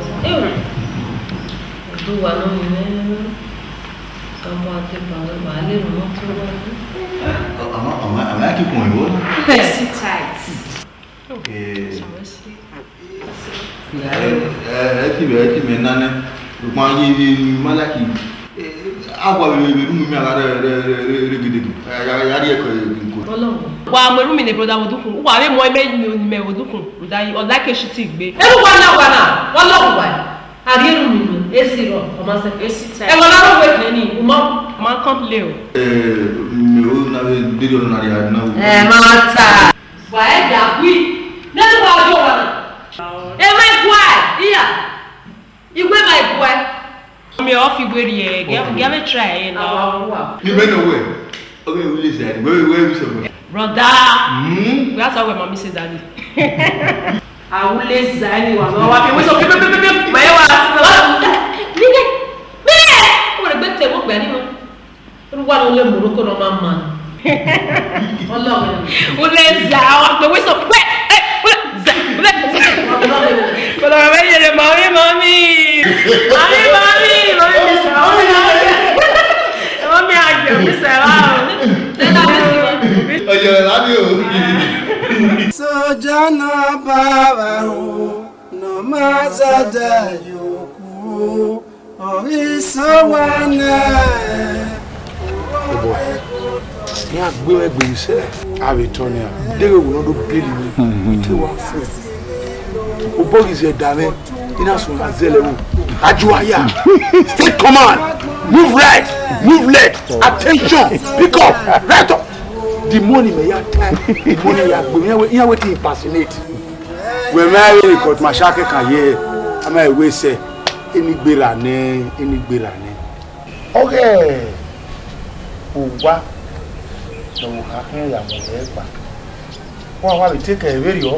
Bros, a problem, no problem at all. Arrest them jokers.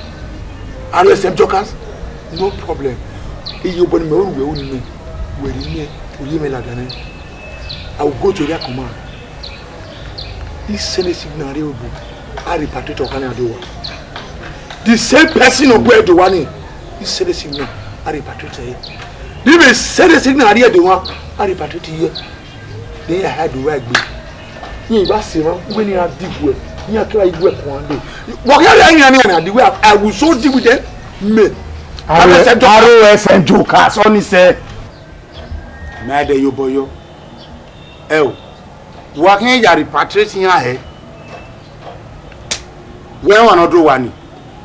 Where can you wear your webu? And when you send a signal here, who cut my shot, who do rig my rope, then you do what? We were going to me where my procedures. But you know I'm a soldier. I know you are a soldier. Here we soldier. A soldier. A senior cook with here. A third class cook. My way up. May we come to me. My way, my Yoda. Edeni awe afio gudigbe. Ewe pipe owe ame malela. Ma yoda oku. Igateni. Ma ewe orima, o ma we rima. Ima ate mata magbe. Na me kena mi mata no reme na ode na ala. Enu we gbedu alu etin. Okay, we na wona. Ebun we gwan. O ka wo. Anka agwale uwo wo hani. Wani ni lele bi eleni. Ai gwalo awon adu mi owo kan. Good. Then I will arrest her. I will deal with her. I will bomb her. Squeeze her. Salopwa. Yatana. Atemagun we to we you we. Ha. Ba yi arrest eba. Agwena gwalo de hene na ala.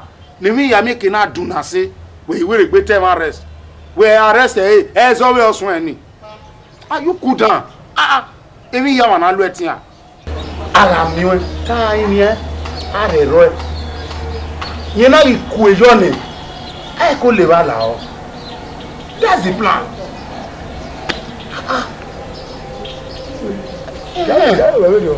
Na wa lu etin. But ike yen sha. Ya igbe obi. O ile lu eri oni o. Ile lu eri oni. We ma ge mi na aroku ya. Ni e mo okwo ma yi na. Ta mo. Ta gbe na. Ya na ri ya no ko. Na ye yo wa o. O ke ma.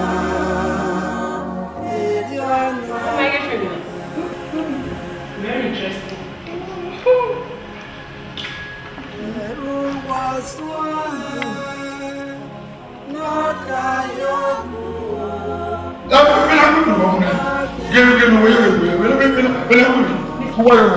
Mr. Joker, get him and manage you, man. Direct him, man. Then you now go. If you have the no major pants. What is your business? Eh? Get up from there.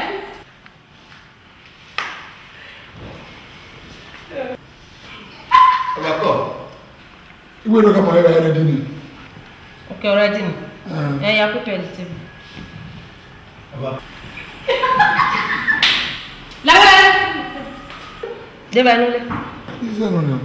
Is there what? Don't you see how useless you are? You first. You know where you are level soldier. Eh? Who might have balanced diet? Then I must say, clear it from here. Like it's not the day.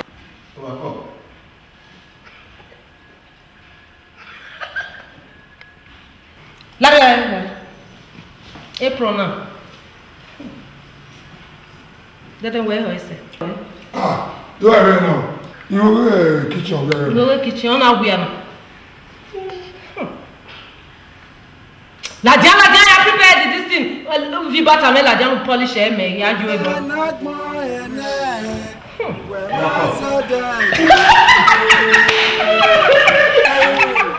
Hello, la fe we so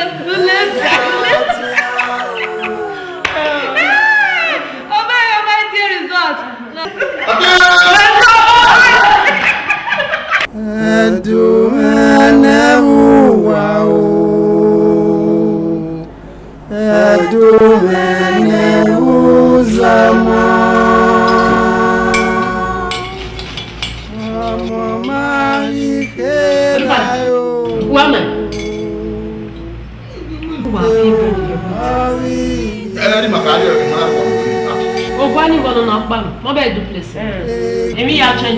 This new life, that was then. Say you have of your bread you wait till ready. No, yes.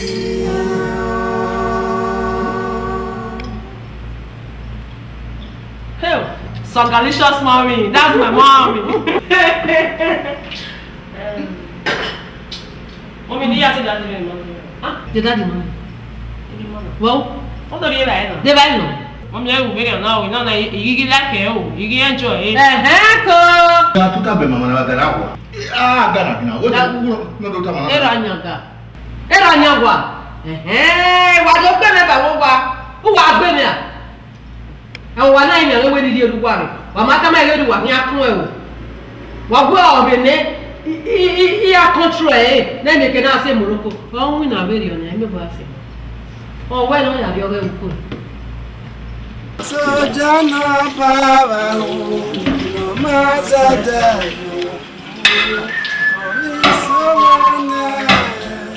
Urode gotoi okuni merejo osisi nilo otu kakaka ko ove nagbon ene we mazada yoku kuni meya tiao Esoja para no mazada yoku orisowane urode gotoi okuni merejo osisi nilo otu kakaka ko ove nagbon ene we mazada yoku kuni meya tiao Esoja para no mazada yoku orisowane urode gotoi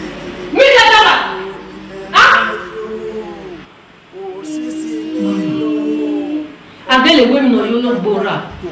E wona ko na ma pe kan. Be no wona wa mo se se. O wona ko wona na se mo ro kwa. Devil. Esu oro e mo ro ko na mo. Esu oro e lu gba. Esu aya dore. Be no wona wa mo se se. Idoyo. Ikiasi sigaraba ina nduwe baby. Abe una. Anyway, la, you know you are my wife. You know. It's one worry me now. Devil. Wah, Remy. No, you were on Webuku. Am I what? La, a last bus stop in me. A year. La, a devil no. Yeah, call on my word. Mama, call on my word. Mama, la, Mama.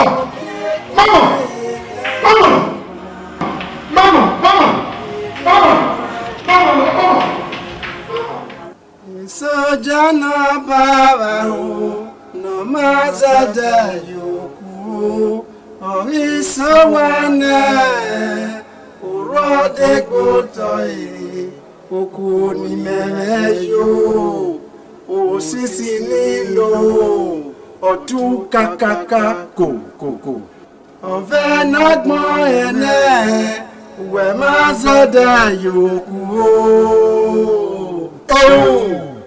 kuni meya tiao